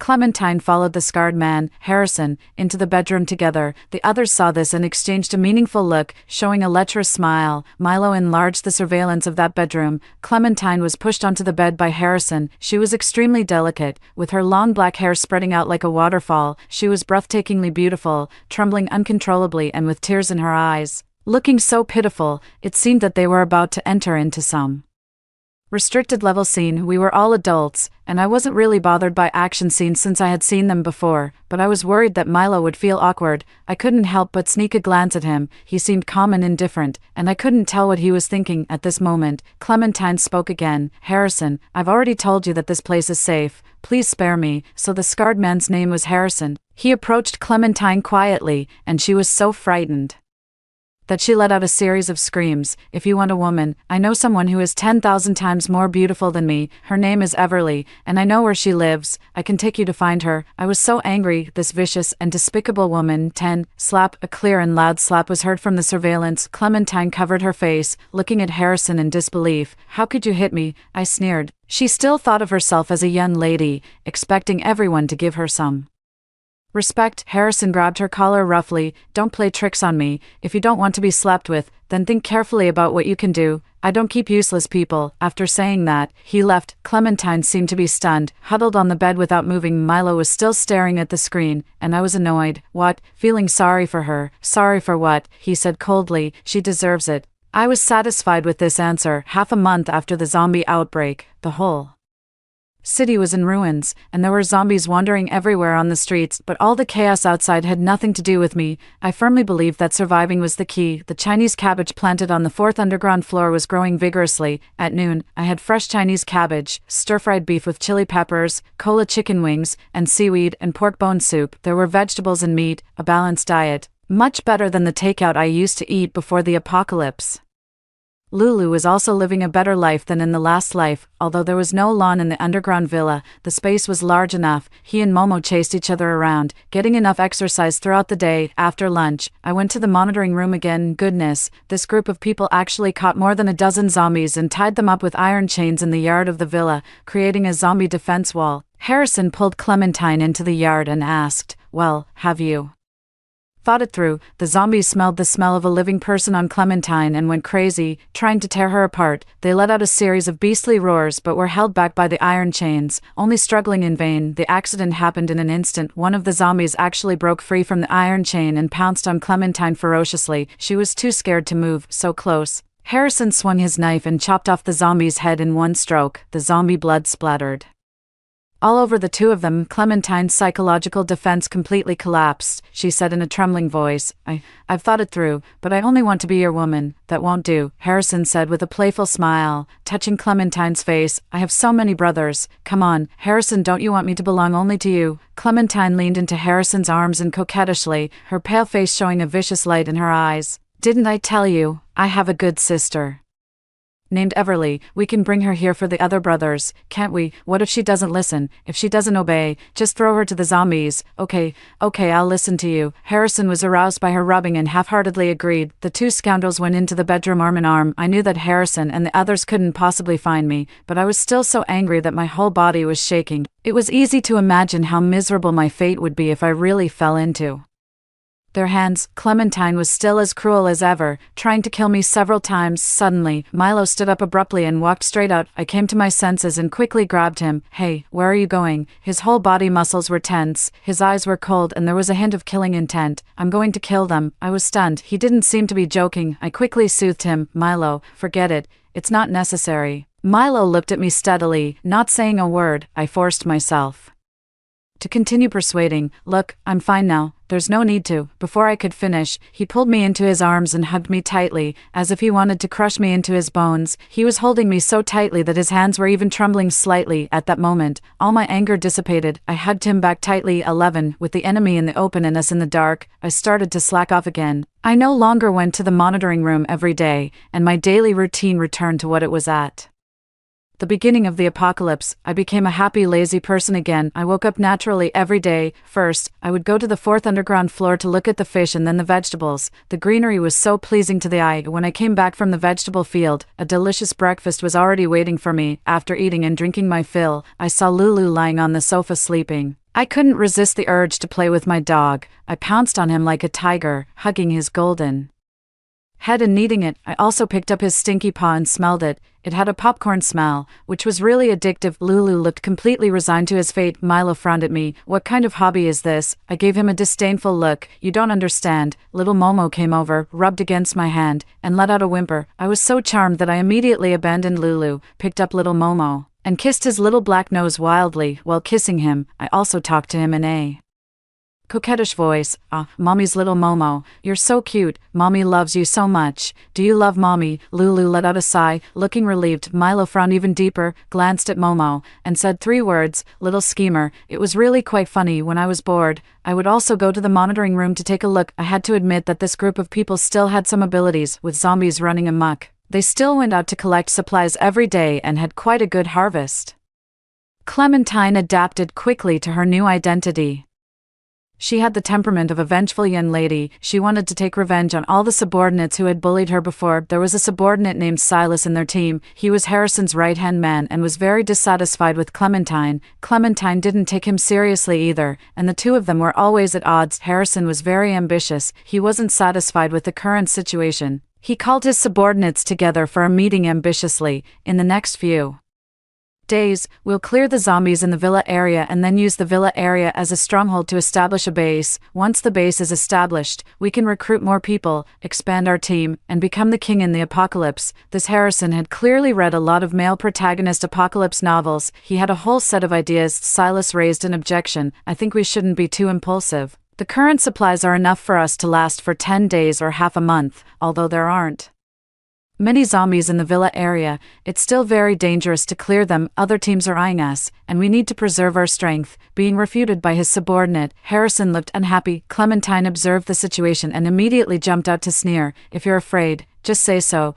Don't make it sound so nice." Silas was a hot-tempered person. He kicked over the tea table in front of him, his veins bulging, and raised his fist to shout, "You bitch, say that again." Clementine threw herself into Harrison's arms delicately. "Harrison, look at him, he's trying to rebel." "Enough," Harrison roared. "Do as I say." Silas was so angry that his head was smoking, but he gritted his teeth and endured it. But before the base could be established, Harrison was carried back by his subordinates, covered in blood. He had been shot and was in a high fever and coma. When Clementine got the news, her face turned pale instantly. 12. Silas temporarily replaced Harrison as the leader of the team. The first thing he did after taking office was to order people to throw Clementine into the yard to be fed to the zombies. Clementine resisted desperately, shouting hysterically, "You can't treat me like this. I'm Harrison's woman. When Harrison wakes up, he won't let you go." The subordinates hesitated and looked at Silas. In the monitoring room, I also held my breath in front of the screen. This was a once-in-a-lifetime opportunity for revenge, but Silas actually backed down. "Lock her in the bedroom first. Is that all? Is that all he's got?" I couldn't help but complain to Milo. "Silas is so useless. He has good combat power." Milo sat in front of the screen calmly, commenting, "It's just that he's not very smart." He was indeed not very smart. Silas actually volunteered to lead the team himself, taking one other subordinate, to go to the hospital to find medicine for Harrison. As everyone knew, the hospital was a zombie stronghold, and one basically had to be prepared to never come back. Obviously, the other subordinates weren't ready for this and all lowered their heads to avoid his gaze. Silas was so angry that his face turned distorted. "Staying in the villa isn't necessarily safe either. The team that attacked us today could come knocking on our door at any time." It turned out that when they went out to search for supplies this time, they encountered another team. Both sides refused to give in for the sake of the supplies, so they fought. That was when Harrison was Shot and injured. In short, that team must be very powerful, because as soon as Silas finished speaking, a subordinate immediately raised his hand and expressed his willingness to go to the hospital with him. The personnel were assigned, and Silas led the team to the hospital. The 3 people left in the villa, 2 were on guard, and 1 was responsible for watching over Clementine. For the time being, everything was calm. There was nothing interesting to watch next. It was all boring parts. I took the opportunity to take a nap. When I woke up, I found that Lulu and Momo were lying on either side of me, sleeping on their backs with their tongues sticking out. They were so cute that it made me smile involuntarily. Unlike the bloody chaos above the villa, it was really happy under the villa, and all of this was because of Milo. I suddenly had a pang of conscience and volunteered to cook a loving dinner for Milo. The ingredient I was best at using was eggs, so I made a whole egg feast, including fried rice with eggs, scrambled eggs with chili peppers, stir-fried eggs with meat, steamed minced meat with eggs, and egg soup. Milo was also very obliging and ate everything without changing his expression. I smiled and watched him finish eating, and said eagerly, "Is it really delicious? I'll make it for you again next time." Milo glanced at me. "Why did you suddenly want to cook?" "To repay you." I smiled sheepishly. "You've been so good to me. I'm here with my dog, and all my food, clothing, housing, and transportation are provided by you." He interrupted me calmly. "There's no need." I was stunned and lowered my head in embarrassment. Then I heard his cold voice again. "It's only natural to be good to my girlfriend. There's no need for repayment." I couldn't believe it and suddenly raised my head, staring blankly at him. Are you confessing to me?" He had beautiful eyebrows and eyes, looking at me steadily. Suddenly, he smiled. "Silly girl." This unexpected tenderness instantly touched my heart. I threw myself into his arms and clung to him like a piece of chewing gum, acting coquettishly. Milo, do you love me?" "I do." "How much do you love me?" He gently kissed my forehead and said in a low voice, "More than you can imagine." I looked into his eyes, fascinated. His black eyes were like a lake, full of deep affection, and I somehow believed him. I stood on tiptoe and kissed his thin lips. He took the initiative, picked me up horizontally, and carried me towards the bedroom. 13. When I opened my eyes again, I saw Milo's smiling face. Seeing this face, all the events of last night immediately came to my mind.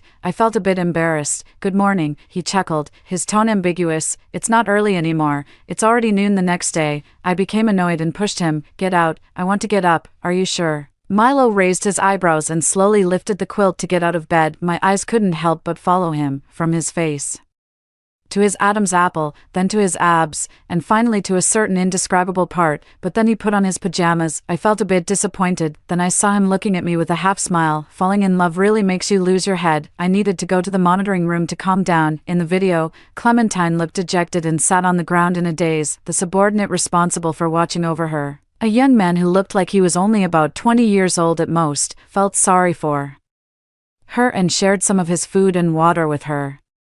"Eat something." Clementine slowly looked at him and asked in a daze, as if sleepwalking, "What will happen to me if Harrison doesn't wake up?" The answer was obvious. She crawled and rolled over to the young man's feet, hugging his legs and begging, "Please save me. Silas will definitely not let me go." At this moment, the bedroom door was kicked open, and 2 bald men responsible for the villa's security came in. Seeing this scene, they laughed. "Lucky you, bald." They kicked Clementine flying with a kick and cursed, "Whore, Harrison hasn't even died yet, and you're already seducing our 6th brother." Clementine lay on the ground, unable to get up for a long time, crying bitterly. Baldby spat hard. "Stop wailing like you're at a funeral. So unlucky." After dealing with Clementine, the 2 bald men smiled and said to the young man, "Your brother Silas hasn't come back all night. Something might have happened. We need to send someone out to check." The young man was silent for a moment, and then said, "I'll go, but I can't handle it alone. I need another person." The 2 bald men looked at each other and then at Clementine lying on the ground, and smiled. "Take this woman with you." "I don't want to go. I don't want to go. There are zombies outside. I don't want to go." Clementine screamed in horror, her voice so shrill that it almost pierced the roof, causing the zombies chained in the yard to become restless. I could tell that the young man, in fact, wanted to save Clementine.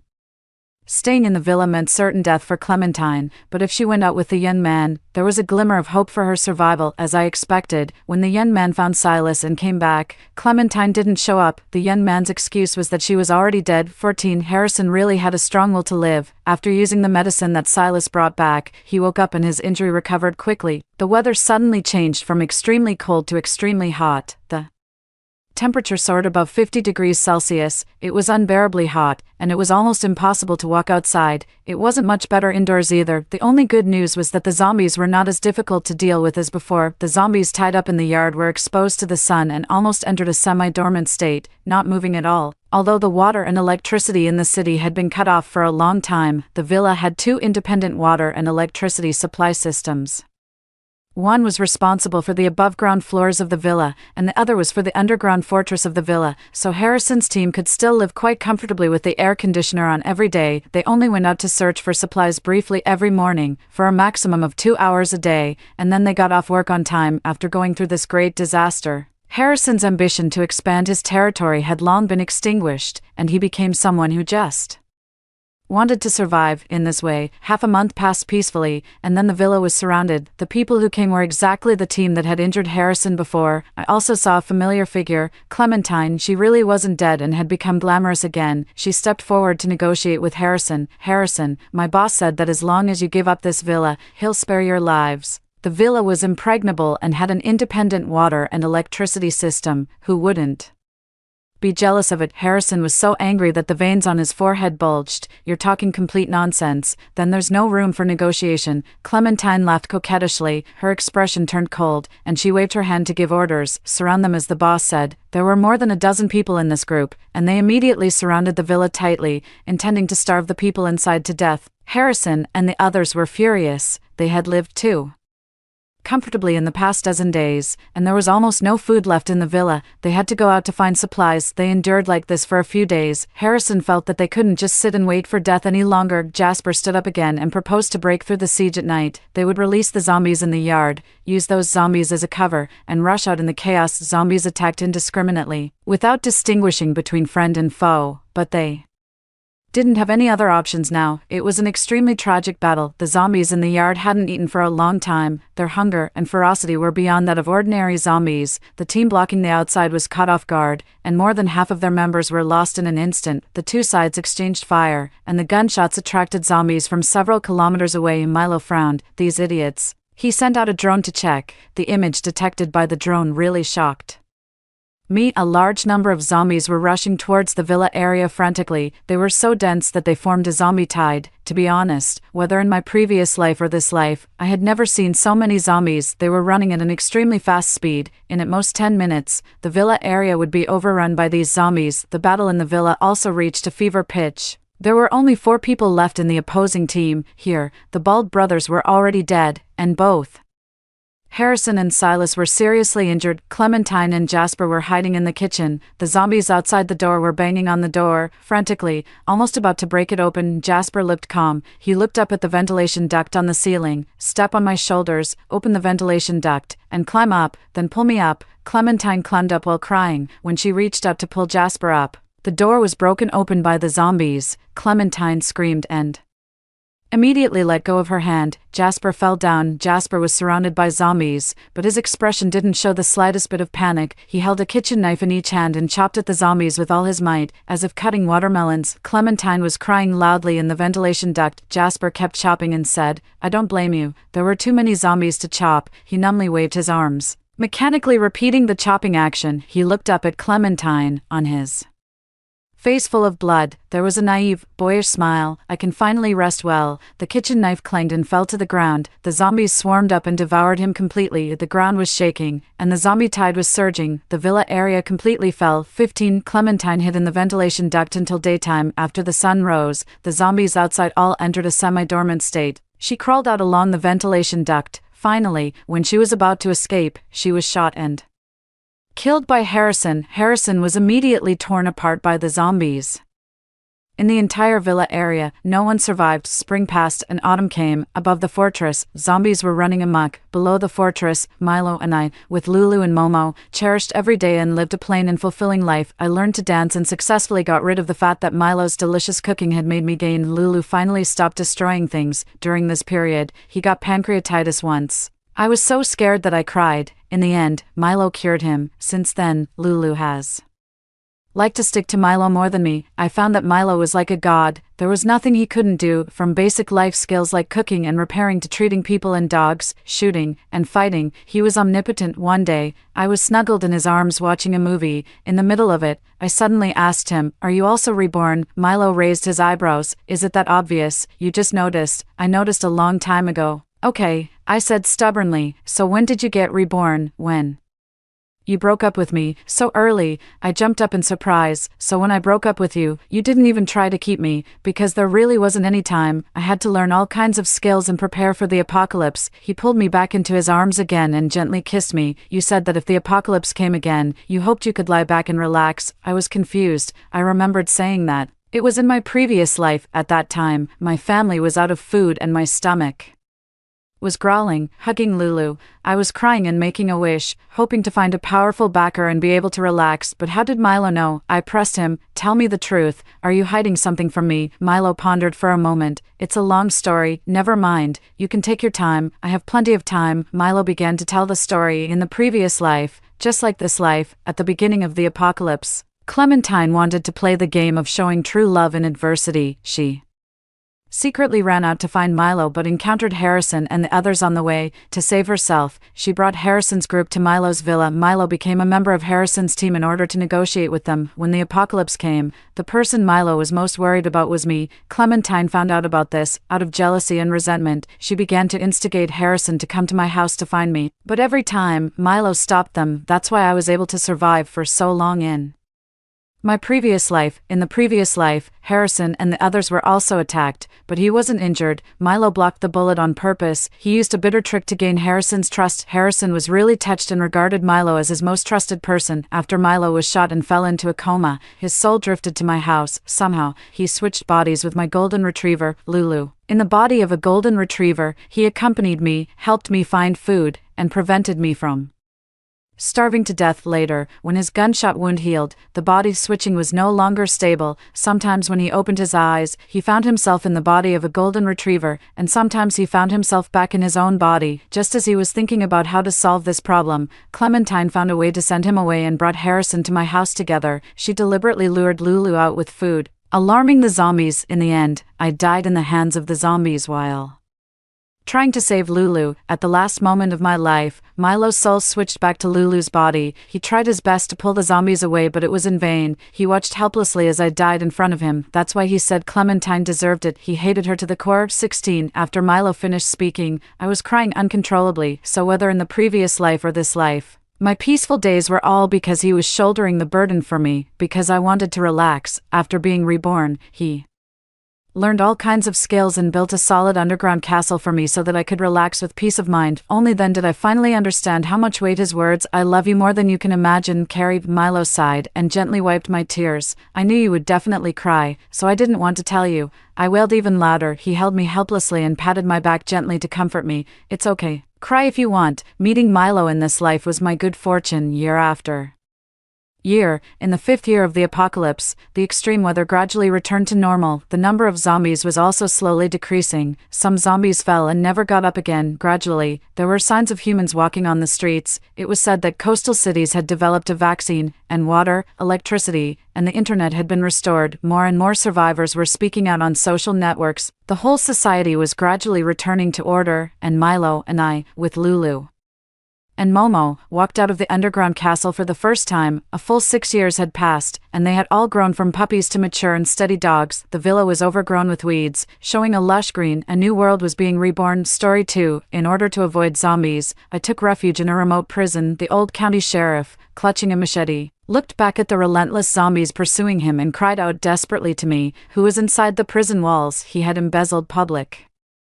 funds and enriched himself for years, and with the apocalypse upon us, he brutally killed unarmed villagers for a bit of food. Unaware that I had long since seen through his deeds, I watched coldly and said to him, "Go to hell, old man." 1. I stood on the rooftop, gasping for air, watching the endless stream of zombies emerging from the stairwell behind me, looking up at the dilapidated city below, my eyes filled with relief. Then I fell forward, ending my 2.5-year flight from the Apocalypse. Suddenly, I jolted awake in bed. What the hell? Didn't I just jump off a building? I couldn't believe my surroundings, familiar yet strange. After 2.5 years of fleeing, I had almost forgotten what home looked like. Then I walked into my bedroom, picked up my phone to check the time, and turned to look out the window at the bustling cityscape. Trembling, I climbed out of bed, washed my face with cold water in the bathroom, and stared blankly at my youthful face in the mirror. I had returned to 10 days before the zombie outbreak. I gradually calmed down and began to think about how I could avoid the tragedies of my past life. Even a horse stumbles, and people make mistakes. Constant fleeing would inevitably lead to accidents. Building a home for the apocalypse was the far-sighted approach, but where would the money come from?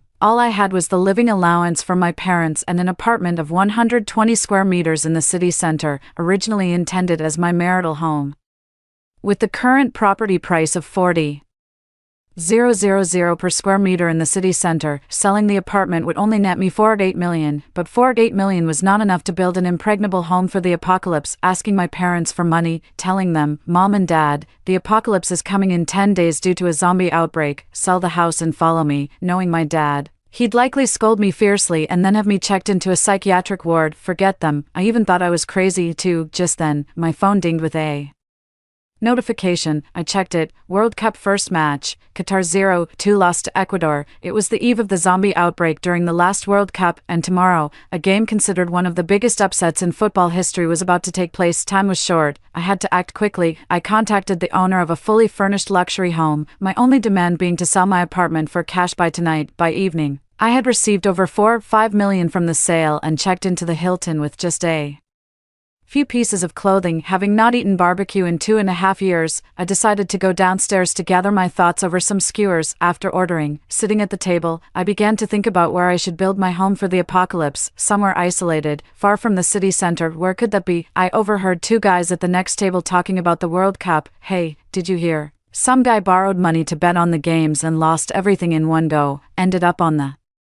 rooftop, and not just that, I heard he borrowed a ton of money, several $100,000, just hoping for a big win. No wonder he ended up on the rooftop. If he couldn't pay that back, he'd probably end up in jail, right? Well, not necessarily in jail." Unintentional words that sparked an idea. The word jail made my eyes light up. What place is isolated from the world? That would be a prison. Remote and sparsely populated, easy to defend and hard to attack. I wanted to thank that guy and called out, "Thanks, man." Tomorrow, Senegal 0-2 Netherlands, USA 1-1 Wales. The two guys turned their heads, surprised. "Really, mate? Are you a betting god or something?" Ignoring them, I opened my phone, bet all $4-5 million on Argentina versus Saudi Arabia 1-2, with Saudi winning. The guys at the next table stared in disbelief, asking, "How many dishes, mate?" I looked at the untouched table and smiled. I haven't even started eating yet. 3 the next day, with 8 days left until the zombie outbreak. I spent the night researching and found an abandoned prison in the outskirts of J-City, nestled among mountains, sparsely populated, and conveniently located at the junction of 3 provinces, making it ideal for transportation and supplies. It was the perfect prison destined to become my home. I packed a few clothes, bought a train ticket, and set off to inspect my future home, or rather, my future fortress. Upon arriving at the high-speed train station, the first thing I did was head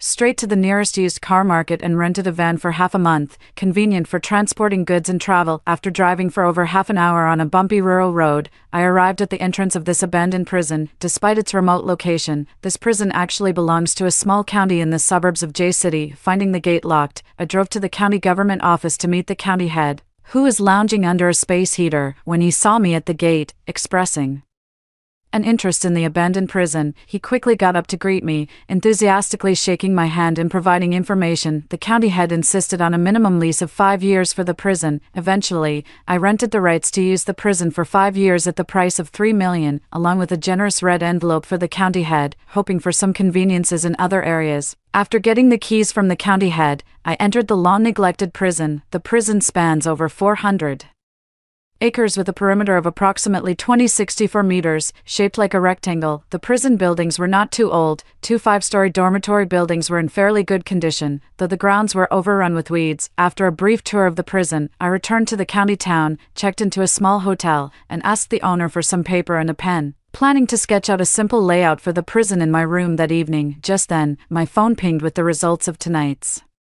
Soccer match between Saudi Arabia and Argentina. Unsurprisingly, Saudi Arabia won 2-1. Online comments exploded, claiming it was one of the biggest upsets in soccer history. The top comment under the video mentioned a fellow diner the night before the match had predicted the scores of the next two games and even placed a 4 or 5 million bet on Saudi winning 2-1. At the time, it seemed like a drunken bet, but now it was clear what had been missed. Soon after, I received a large transaction in my bank account amounting to over 280 million. Although I was somewhat prepared, seeing such a life-changing amount of money in my account still felt surreal, for, with only 7 days until the zombie outbreak, time was running short. The next day at dawn, I contacted several construction crews. With a tight deadline of about 5 days, I had to multitask to ensure the project was completed before the catastrophe. What? You have other ongoing projects. My deadline is too tight, the location is too remote and inconvenient, my demands are too excessive. Money talks, and I was ready to offer a price you couldn't refuse. For construction convenience, I decided to focus on the interior of the prison first and leave the perimeter work for last. The two dormitory buildings were separated only by a narrow path, and I decided to connect them with a mezzanine in the middle, making it appear as if it was originally one building. At first glance, one wouldn't notice the mezzanine hidden between the cells on either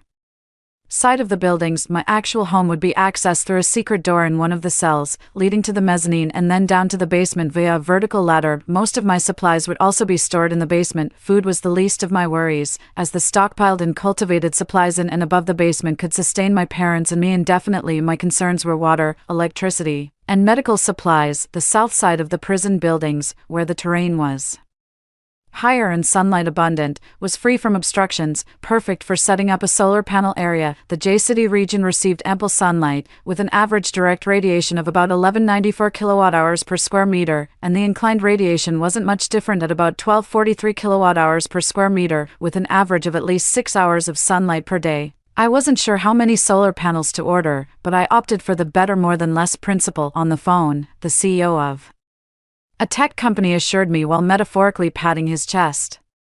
A 10,000 square meter solar panel area could accommodate 1,000 kilowatt-hours of panels, totaling 200 pieces of 500-watt panels. Each 500-watt panel could generate about 2 kilowatts or 2 kilowatt-hours of electricity per day, meaning the solar farm could provide 400 kilowatt-hours daily, and the tech company's CEO cheerily stated the setup, including accompanying frames, wires, inverters, batteries, and more, would only cost 20 million, with free installation, testing, and unlimited after-sales service included. I muttered to myself, that's expensive, forget about after-sales, you probably won't be able to make it by then, but free installation is nice. I paused, then added, you should also have a 3,000 kilowatt diesel generator. Right, I'll take 2 sets of such facilities plus one high-capacity imported diesel generator for 45 million. With an extra 1 million for you if you can complete the installation within 3 days. Hearing this, the owner's jaw dropped, and he stopped calling me sir, instead saying, brother, don't worry, give me 2 days and I'll have everything sorted out clearly. 5. On the 4th day, with only 6 days left until the zombie outbreak, the issue of electricity had been temporarily resolved. Normally, one set of solar panels would generate power, then a backup generator was prepared in case of damage so it could be replaced easily, even without sunlight. The diesel generator could be used for emergency power supply. However, the high-power diesel generator posed a problem. Though it produced an impressive amount of electricity, it also consumed a significant amount of diesel, up to 1,000 liters an hour, which was all a person could purchase. I immediately drove to the entrance of the county committee's courtyard and found the county mayor. Upon getting out of the car, upon seeing me, the county mayor stood up with a smile, saying enthusiastically, young boss, I've been thinking about you these past few days. I thought to myself, he's probably worried about the payment, but kept a straight face and replied, brother, wasn't it just the day before yesterday that we met? It feels like a long time since yesterday. Today, brother, I'm here to pay the rent. Hearing that I came to pay, the mayor's smile deepened as he said, oh, brother, talking about money diminishes our relationship. While saying this, he handed me a slip of paper with a bank account number on it from his desk. I could tell it was the mayor's personal account.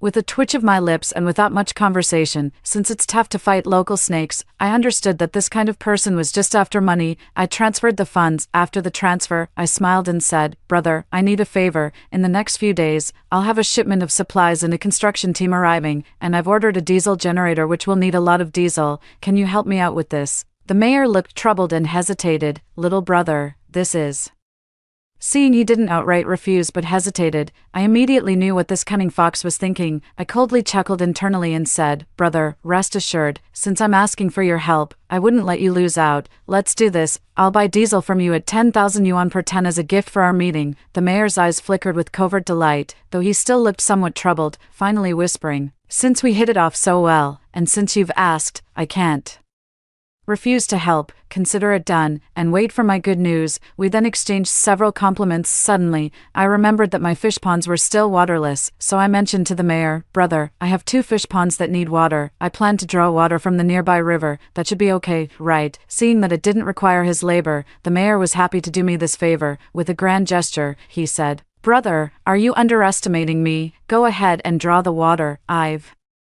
got your back. No one will object." Then, the mayor, chatting with me, sensed something was amiss and asked what I was planning with both the fish ponds and the generator. I decided to teach this greedy fox a lesson. With renewed vigor, I lowered my voice and said, "Brother, I'm planning to start a rural retreat right here, especially since the pandemic is hitting hard, you know. I haven't shared this because many places aren't accessible or convenient for others. Brother, don't look into things you shouldn't. Don't ask about things you shouldn't. Too much knowledge might be problematic for you." The mayor paused, looking serious and confused. A rural retreat? Who would invest millions to start one in the wilderness? Could it be? Seeming to suddenly realize something, he covered his mouth and tentatively pointed upwards. "Is it from higher up?" I glanced at him and nodded slightly, indicating higher up. Realizing his guess was correct, the mayor was visibly shocked and stammered, "Then, this," seeing his reaction, I internally sneered. "I was afraid you might not live to spend it." Outwardly calm, I reassured, "Brother, don't worry, just keep the money, no one will say anything." Afterwards, the mayor escorted me out, unable to hide his emotions, repeatedly saying, "Brother, remember to put in a good word for me."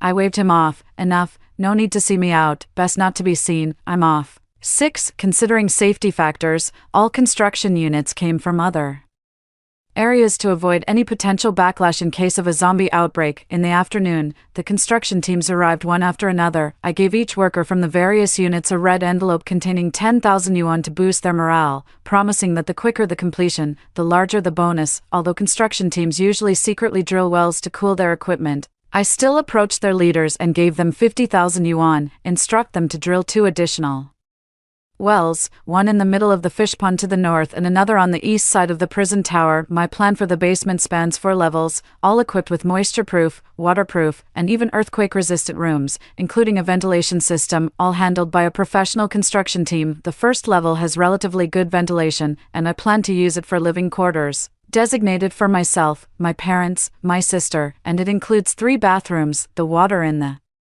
bathrooms is sourced from groundwater, while the water for bathing is connected to the solar water heaters on the roof to save energy. The water heaters will not be on all day, they will be turned on in advance when needed. Wastewater will be lifted into the main sewage pipeline to the ground septic tank, which can be reused for watering and fertilizing vegetation and vegetables. The second level will be used entirely for storage, including a large amount of daily necessities, clothes for every season, fire extinguishers for emergencies, enough napkins and toilet paper to last us decades, and several sets of dishes and cooking utensils. The owners of the daily goods and home appliance factories treated me like a cash cow, selling me all sorts of everyday items. Whether I needed them or not, overstocking is better than understocking. It didn't cost much anyway, and I couldn't be bothered to argue, so everything was stored in the warehouse upon arrival. I also bought some skincare products for my sister as recommended on Little Red Sweet Potato, like Helena and SK2, just a symbolic amount, enough until they expire. Skincare products can expire if bought in excess. Afterwards, planting some aloe will do just as well. I didn't buy any makeup, after all, aside from us, zombies wouldn't appreciate it. The third level has been constructed with 3 cold storage rooms, where all perishables are stored in freezers. Usually just the first cold storage room is in operation. It stores large quantities of fresh and frozen meats like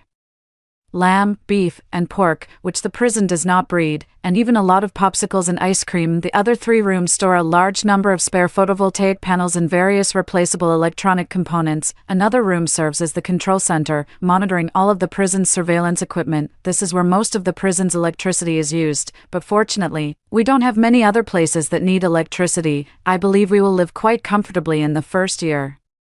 Even enjoying fresh meat and ice cream. The fourth level is used to store a batch of diesel from the old county mayor, and due to the volatile nature of diesel, I specifically placed it on the fourth underground level. It's worth mentioning that because of the profitable price difference and the mayor wanting to please me, he managed to get a lot, but I never expected this old thing could manage to get 100 tons of diesel, totaling 588 barrels. The thought of so many barrels stored below is somewhat frightening. Therefore, to avoid fire hazards, I deliberately did not place the kitchen underground, but instead, in the southwest corner of the prison, in the dining room. The stove was also specially prepared with both electric and wood-burning options, generally using wood for cooking large pots, and switching to electric when there is a surplus of power, of course. Living underground for a long time is not beneficial for one's physical and mental health. The roof has good lighting, and I have transformed part of the ceiling into frosted skylights. Several cells have been converted into 2 bedrooms, with the difference being that the bedroom doors open towards the inside of the mezzanine. Also,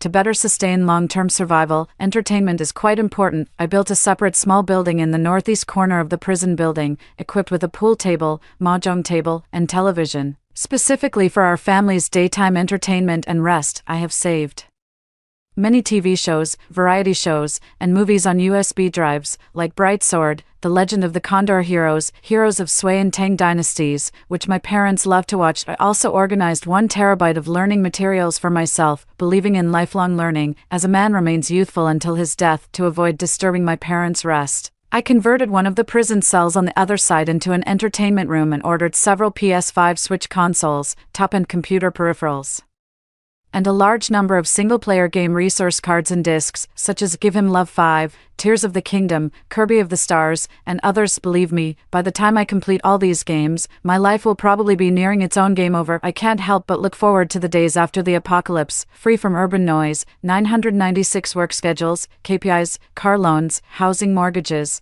and without a wife. Oh, I didn't have these before the apocalypse either, so no worries there. Of the east side of the prison building is a planting area, growing common crops such as eggplants, potatoes, radishes, rice, and sweet potatoes. I've ordered a large batch of vegetable and fruit seeds for all seasons. If stored properly, we can enjoy seasonal fruits every year without needing to plant too much, just enough for the 4 of us to eat. Of course, I wouldn't know how to manage these things without proper planning, but I've made sure everything is set for our long-term survival. My mother, as a contemporary independent woman from the countryside, has always found farm work to be second nature, having grown up with it. In recent days, I've been constantly on the lookout for information from the outside world, and one day, a viral online incident about a rabies attack caught my attention. In the video, a man was seen furiously biting a woman, and despite the efforts of bystanders pulling and kicking, they couldn't separate them until the police arrived and subdued the man with a stun gun. The man fell to the ground convulsing, and although the woman's face was blurred in the video, it was clear from the footage that her neck was severely mutilated. Shortly after, the woman was taken away in an ambulance, and the man was handcuffed by the police. 5 minutes later, the video was taken down, and no related news could be found through search keywords. I know a lesser-known fact. Humans infected with rabies do not exhibit symptoms of attacking others. The urgency of constructing the base is pressing, and I'm hesitant about whether to call my parents and sister over sooner. I spent a sleepless night and sent another payment urging the construction crew to speed up the work. After the apocalypse, the best pastime I could think of was fishing, which I rank as the second most engaging activity, and no one dares claim the first. The north side of the ground-level prison building was primarily intended for a fish pond, firstly as a main source of protein, and secondly because both my dad and I love fishing. I transformed the activity area on the north side of the prison into 2 fish ponds, each covering about 10 acres and 2 meters deep, separating freshwater fish from aggressive carnivorous fish,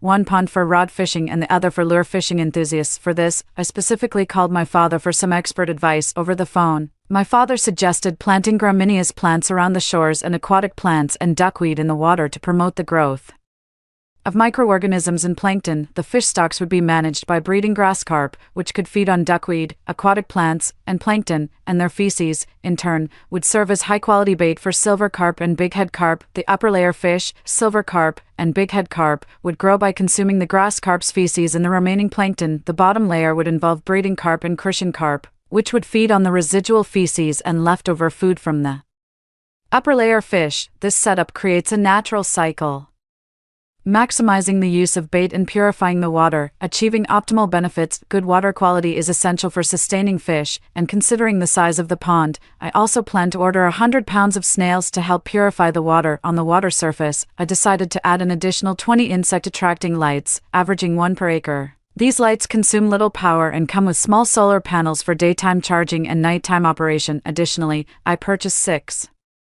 bottom-mounted micropore aerators, but given the fish density, short-term oxygen depletion was not a concern. I bought them just as a precaution. When my father asked why I needed this information, I casually brushed it off, saying, "A friend is thinking of starting an agritourism venture and needed some advice." My father didn't press further, and after exchanging a few pleasantries, I ended the call. The construction crew worked around the clock, driven by sufficient funding. The old prisons, cafeteria and other unnecessary structures were demolished. Critical cells and iron bars were all reinforced and renovated, and all moldy walls were repainted. During this time, I also contacted the former county chief to request some medicines for the agritourism venture. The next day, he delivered various common household medicines. Although it wasn't much, it was enough for our short-term needs. As medicines also have expiration dates, in addition to the medicines, the county chief also brought me a dozen local chickens and ducks, claiming they were genuine and would definitely be useful for my agritourism venture, though I wasn't sure if they were from his own farm. Seeing the many workers and piles of materials being transported into my prison facility,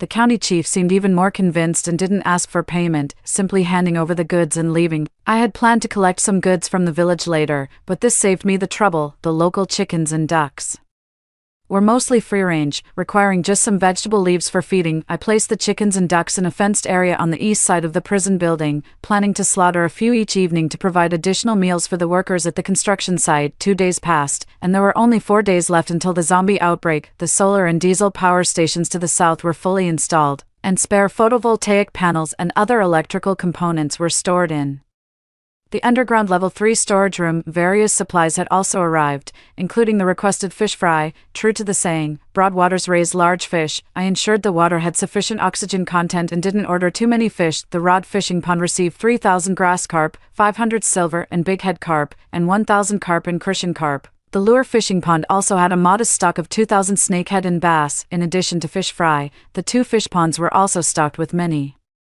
mature fish, as it takes a year or 2 for the fry to grow. The perimeter walls and wire mesh were reinforced and inspected again, with surveillance cameras installed every 50 meters, and the entire wire mesh was electrified. I kept a close eye on my phone, monitoring the information on it intensively these past few days. Yesterday, a video went viral online with the caption, "Hallucinating addicts on the streets of New York walking like zombies." Another video, posted by a netizen, was terrifyingly scary. It showed my older brother, who had been feeling cold since the day before yesterday, writhing, twitching, and rolling crazily in bed today. Eventually, he lunged at the person filming the video while bent over. The camera then spun around on the ground, and finally, it was picked up by his younger brother, who ran outside, continuously shouting "brother." In the violently shaking final footage, you could vaguely see the older brother drooling and roaring as he chased after his younger brother. Rumors began to spread online that the virus strain of the pandemic was mutating, with the new strain showing increased rates of infection, mortality, and severity of symptoms. The basement construction was nearing completion. I checked the electricity, ventilation, groundwater, and all surveillance equipment once more, and everything was running smoothly. I was always worried about potential accidents with the construction, but fortunately, we hired a professional top-tier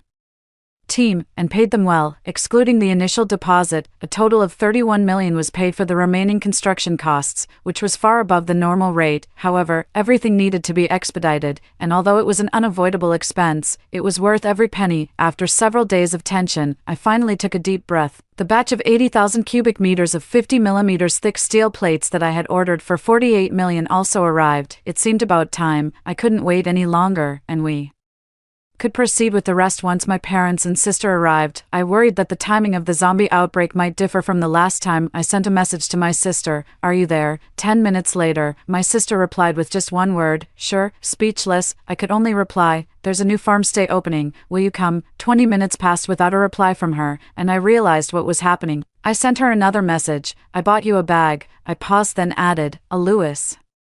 Vuitton. Then I saw she was typing. A second later, my sister sent just 2 words, location. Speechless, I sent her the location. My sister warned me that if I dared to deceive her, I would be in big trouble. Tricking our parents was much easier, but since they rarely checked WeChat, I had to call them. I told them about a friend's farm stay opening, thanking us with an invitation. I mentioned that my sister would also be there, and spent a good 5 minutes describing the farm stay's fish ponds and free-range chickens and ducks. Subsequently, my parents said they would arrive tomorrow, on the 7th day, with only 3 days left before the zombie outbreak. My sister arrived first, and I went out to greet her. As soon as she saw me, she said, "You little rascal, where's my bag? If you dared to trick me, you'd be dead. Is this a farm stay or a prison?" I replied, "It's a farm stay converted from a prison. Your bag is in the room." All prepared in advance. In the afternoon, our parents also arrived. My dad asked me, "Chenzi, where's your friend?" I casually replied, "Oh, he just went out to check some goods, and there's still some stuff he hasn't bought. He said we should just wander around and enjoy ourselves." My parents didn't think much of it, finding it a bit strange, but went to check out the fish ponds and the poultry. Seeing that my parents had arrived,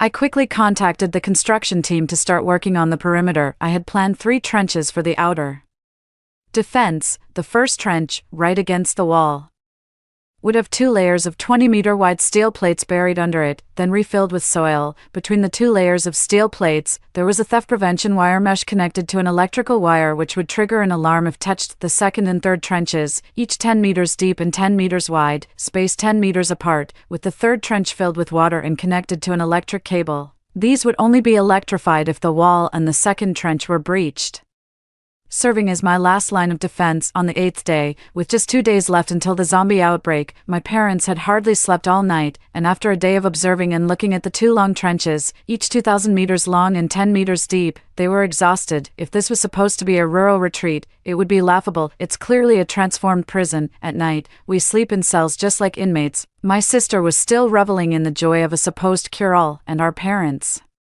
couldn't hold back their questions about what was really going on. I knew I couldn't hide it anymore. I had no choice but to take them to my basement and tell them everything that had happened in my previous life and before. When my father heard how his unfilial son had sold his marital home, he was ready to display a grand act of fatherly love. However, when I showed him the remaining 100 million plus on my phone, it barely stopped his overwhelming paternal affection. At this point, my sister chimed in, although I can't quite accept it. Guessing the outcome of Saudi Arabia versus Argentina without prior knowledge would indeed be hard. Then, my mother helped me by saying, "Don't you know your own son? He might seem frivolous, but has he ever let us down at crucial times? Besides, even though he has spent over 100 million, there's still a lot left, even if there's no zombie outbreak. I think this place is quite nice for retirement." My father thought it over and agreed that, even if zombies didn't appear this time, the place was still good for retirement. Besides, the 2 fish ponds were really well made and could potentially bring in a good income later on. After hearing my account, my father was a bit uneasy. We walked around the prison to see if there were any oversights. As the construction crew was about to leave, I couldn't rest easy. I stopped them and handed them 100,000 yuan to dig a 10-meter deep trench around the prison walls. Watching the busy crew,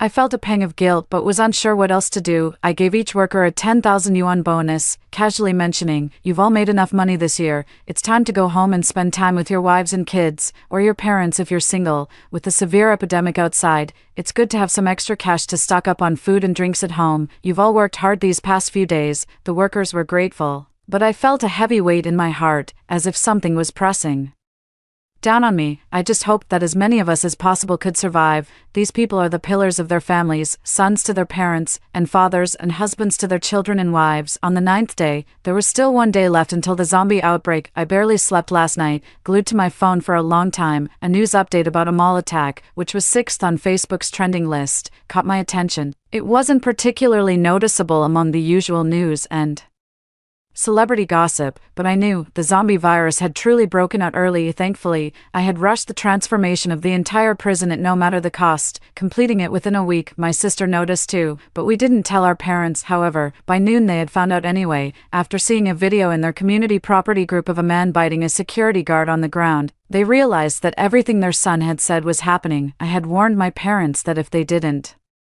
Want my sister and me to die. They must never share our location with anyone. My prison, located remotely, was barely touched by the sparse zombies, and my defenses were obviously aimed more at living humans. 2 hours later, the trending keywords on Facebook were all about the zombie virus, lockdowns, and epidemics. Scattered videos from abroad also came in, showcasing people scuffling on the famous Shibuya streets in Tokyo and car alarms blaring in the background, as if a devil's tango or a Requiem from Hell were playing. Sensing an impending storm, I turned off my phone but felt surprisingly calm. My prison had just received its first uninvited guest. I was in the surveillance room when a shaky figure on one of the monitors caught my eye. The spread of the zombies was faster than I had imagined. Attracted by my mother, who was sowing seeds inside the walls, a zombie ran towards her, howling. 10 seconds later, with a thud, the zombie fell into the 10-meter deep pit. This confirmed that my prison was likely secure against zombies. 10 days later, something happened, and the internet went down, turning my phone into just a clock. We were cut off from outside information, but fortunately, I had an old radio that could receive signals, though it wasn't very reliable, possibly due to being in the deep mountains. A month had passed since the initial outbreak of zombies. Apart from the occasional zombie falling into a pit, our family of 4 lived a life reminiscent of a hidden paradise. We farmed, fished, raised chickens, and worked from sunrise. We relaxed with TV, video games, billiards, and mahjong from sunset. Although the electric fence was equipped with an alarm system, we still arranged shifts to keep watch at night. This routine was disrupted one day when my sister, finding me playing games in my cell, told me someone outside the walls was calling for me. At the wall, I found both my parents already there, and to my surprise, outside stood the old county mayor, with a bag on his back and his hand bandaged. I was utterly shocked. That old man was still alive. It had been almost 3 months, and aside from looking a bit weary, he even seemed chubbier. Was he doing well? He seemed to have gained weight every so often. The old mayor glanced nervously behind him, as if something was chasing him. He anxiously called out, "Please, let your older brother in quickly." My parents and sister turned to look at me with a strange expression. I shrugged and briefly explained my past dealings with the old mayor to them. Upon hearing this, my father grew furious, immediately condemning such a parasite of the nation, questioning whether we should save him only for him to continue harming society. My grandfather had survived the counterattack war against Vietnam, and my father was born while he was still enlisted. Influenced by my grandfather, my father later served on the Yunnan border for 5 years, only returning to carry on the family lineage. Both my father and grandfather had dedicated their lives to protecting the country and held deep contempt for those who threatened it. But my concern was different. That old man had survived over 3 months before being forced to flee. Where had he gotten food for all these months? I looked at the hatchet in the old mayor's right hand, noticing the dried dark red stains on it, and at the figures chasing him from behind. Having lived through a past life, I knew zombie blood was blackish red. The blood on that hatchet, whose was it? The answer was almost obvious. I clenched my fists, glaring at the old mayor, nearly grinding my teeth to bits, muttering, "This bastard." The old mayor, seeing the figures closing in, cursed loudly, "These useless fools are still chasing me. I'll crush you to dust." With gritted teeth, he strapped the hatchet to his waist, grabbed a log from the ground, and backed up a few steps before attempting a pole vault across the ditch. He barely grabbed the edge of the ditch on the other side, and as he sighed in relief thinking he had survived, suddenly a villager leaped down and grabbed his legs. The old mayor kicked frantically, screaming, "You lowlife, let go of me." Struggling and gradually losing strength, he looked at me in horror, pleading for help. I watched him motionlessly and said, "Go to hell, you dog." With a shriek, the old mayor fell backward, and one by one, villagers pounced on him from above. The heart-wrenching screams didn't last long before they quieted down. I wasn't worried about the zombies in the ditch causing any trouble, like in some world war of zombies climbing out.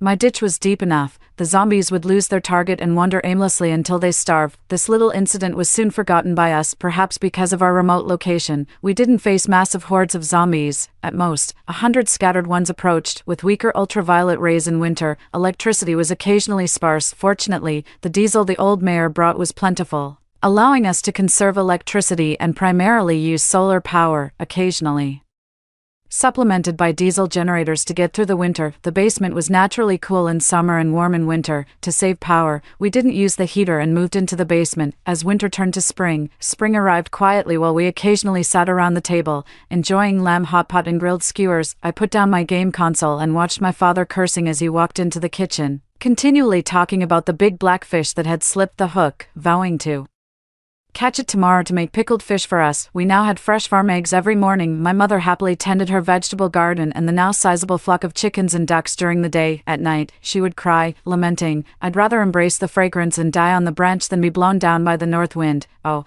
it's not worth it, sister." As for my sister, she used the new LV bag I bought her to store plenty of aloe vera stems, in preparation for when her skincare products ran out. She had already started studying how to make her aloe vera masks. We had been cut off from the outside world for 6 months. The radio increasingly received fewer signals, and those we did get were intermittent and unclear. Time has slipped through our fingers, and more than a year has passed. During this period, there have been occasional visits by the living, but due to the remote location of the prison, such instances have been rare. Some of those who came had a fierce look in their eyes.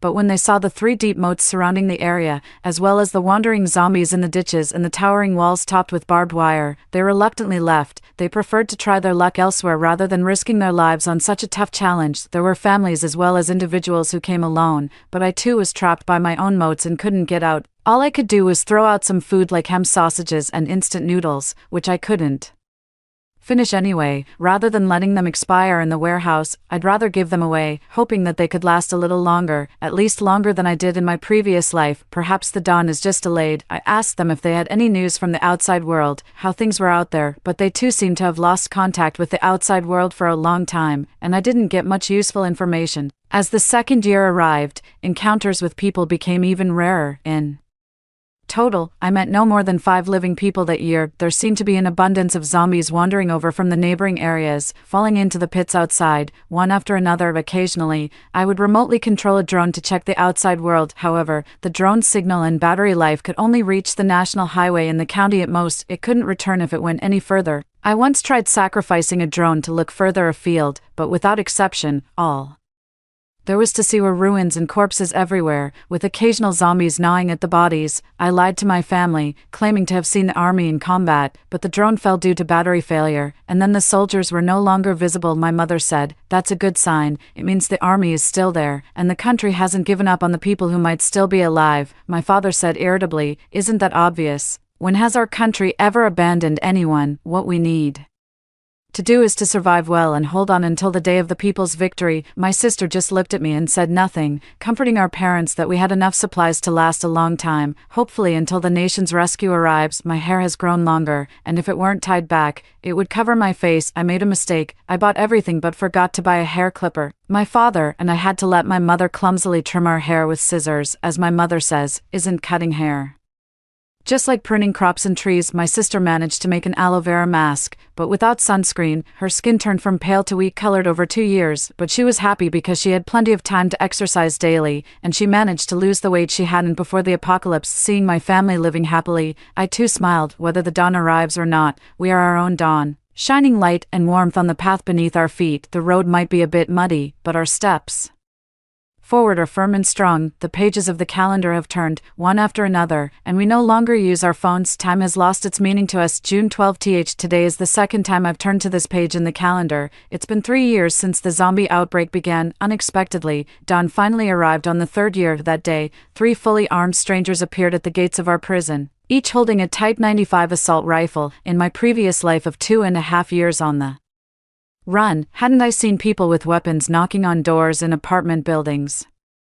And those who trustingly opened their doors never came out again. One must not harbor ill intentions, but it is necessary to guard against others. Unsure of the true identities of these 3, I quickly told my parents to stay down and not show themselves. I asked the 3 what they were doing and why there were only 3 of them. They replied they were out searching for survivors, and the roads were blocked with the wreckage of cars that hadn't been cleared yet, making it impossible for vehicles to get through. Recalling the state of the roads outside, it was indeed as they said. My father and I exchanged glances, stating that we too couldn't get out, and we were just managing to get by with our food supplies. Let them first check if there are any other survivors. We can be ignored for now. The 3 are uncertain whether they genuinely can't enter or indeed see that we pose no threat. It's unclear if it was just an act, but after speaking into the walkie-talkie, they turned and left. After their departure, we held a discussion. My father and I agreed that caution is the best approach, especially since we've been out of touch with the outside world for 3 years and are unsure of the true origins of these 3 individuals. My mother suggested that perhaps things are as they said outside,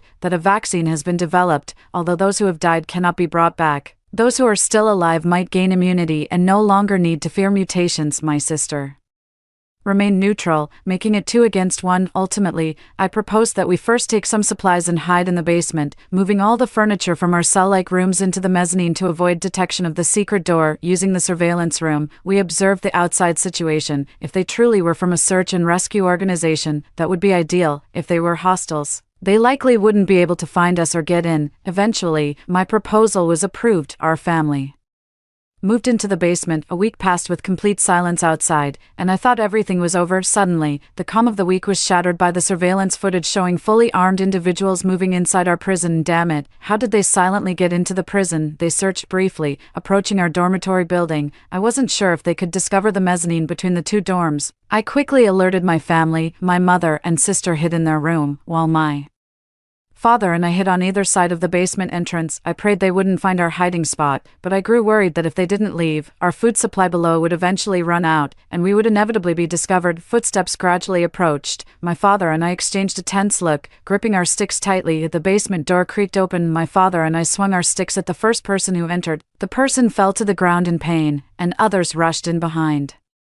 him. I was quickly subdued, with multiple attackers against him and his age. My father was firmly pinned down by 3 people. Seeing this, my mother and sister, who rushed over, were tightly grabbed by one person with both hands. Then the last person to enter shouted, "Calm down, we're here to rescue you." He also yelled at the 5 who had entered first, "Hurry up and let them go. And you, boy, I told you, sweat more in peacetime, bleed less in wartime. You almost got knocked down coming up here." The person who had pinned me down stood upright, holding his nose, not daring to speak. It was then we truly saw the faces of our rescuers. Our emotions collapsed, and unable to hold back, my mother and sister clung to each other crying. Tears also welled up in my eyes. 3 years, finally, victory. Once we got outside, we saw a helicopter hovering in the sky. That's when I realized how these people had gotten in. 3 years later, I sat at the reception desk scrolling through Facebook. The top trending topic read, 6th anniversary of the zombie outbreak. Online, some had lost their lovers, others their fathers, some were all alone. Everyone was reminiscing about their loved ones and expressing their unending longing. My father entered laughing, carrying a blackfish. Haha, today's menu includes sauerkraut fish. My mother was busy in the kitchen. Hearing my father come in, she shouted loudly, "Hurry and come help me, I'm swamped." Father, carrying the fish, ran into the kitchen laughing. Haha, coming. After the disaster, we returned to this prison. I donated $50 million for the reconstruction of the surrounding towns and counties. Over 3 years, the nearby towns gradually recovered. We kept the dormitory buildings of the prison as the main facilities, transformed the cells into themed guest rooms, and added other projects, truly starting a farmstay business. These years, people online preferred not to go to big cities but liked visiting niche places. Using the experience of prison life as a gimmick, my sister created a themed prison-style farmstay that attracted guests online, specifically handling family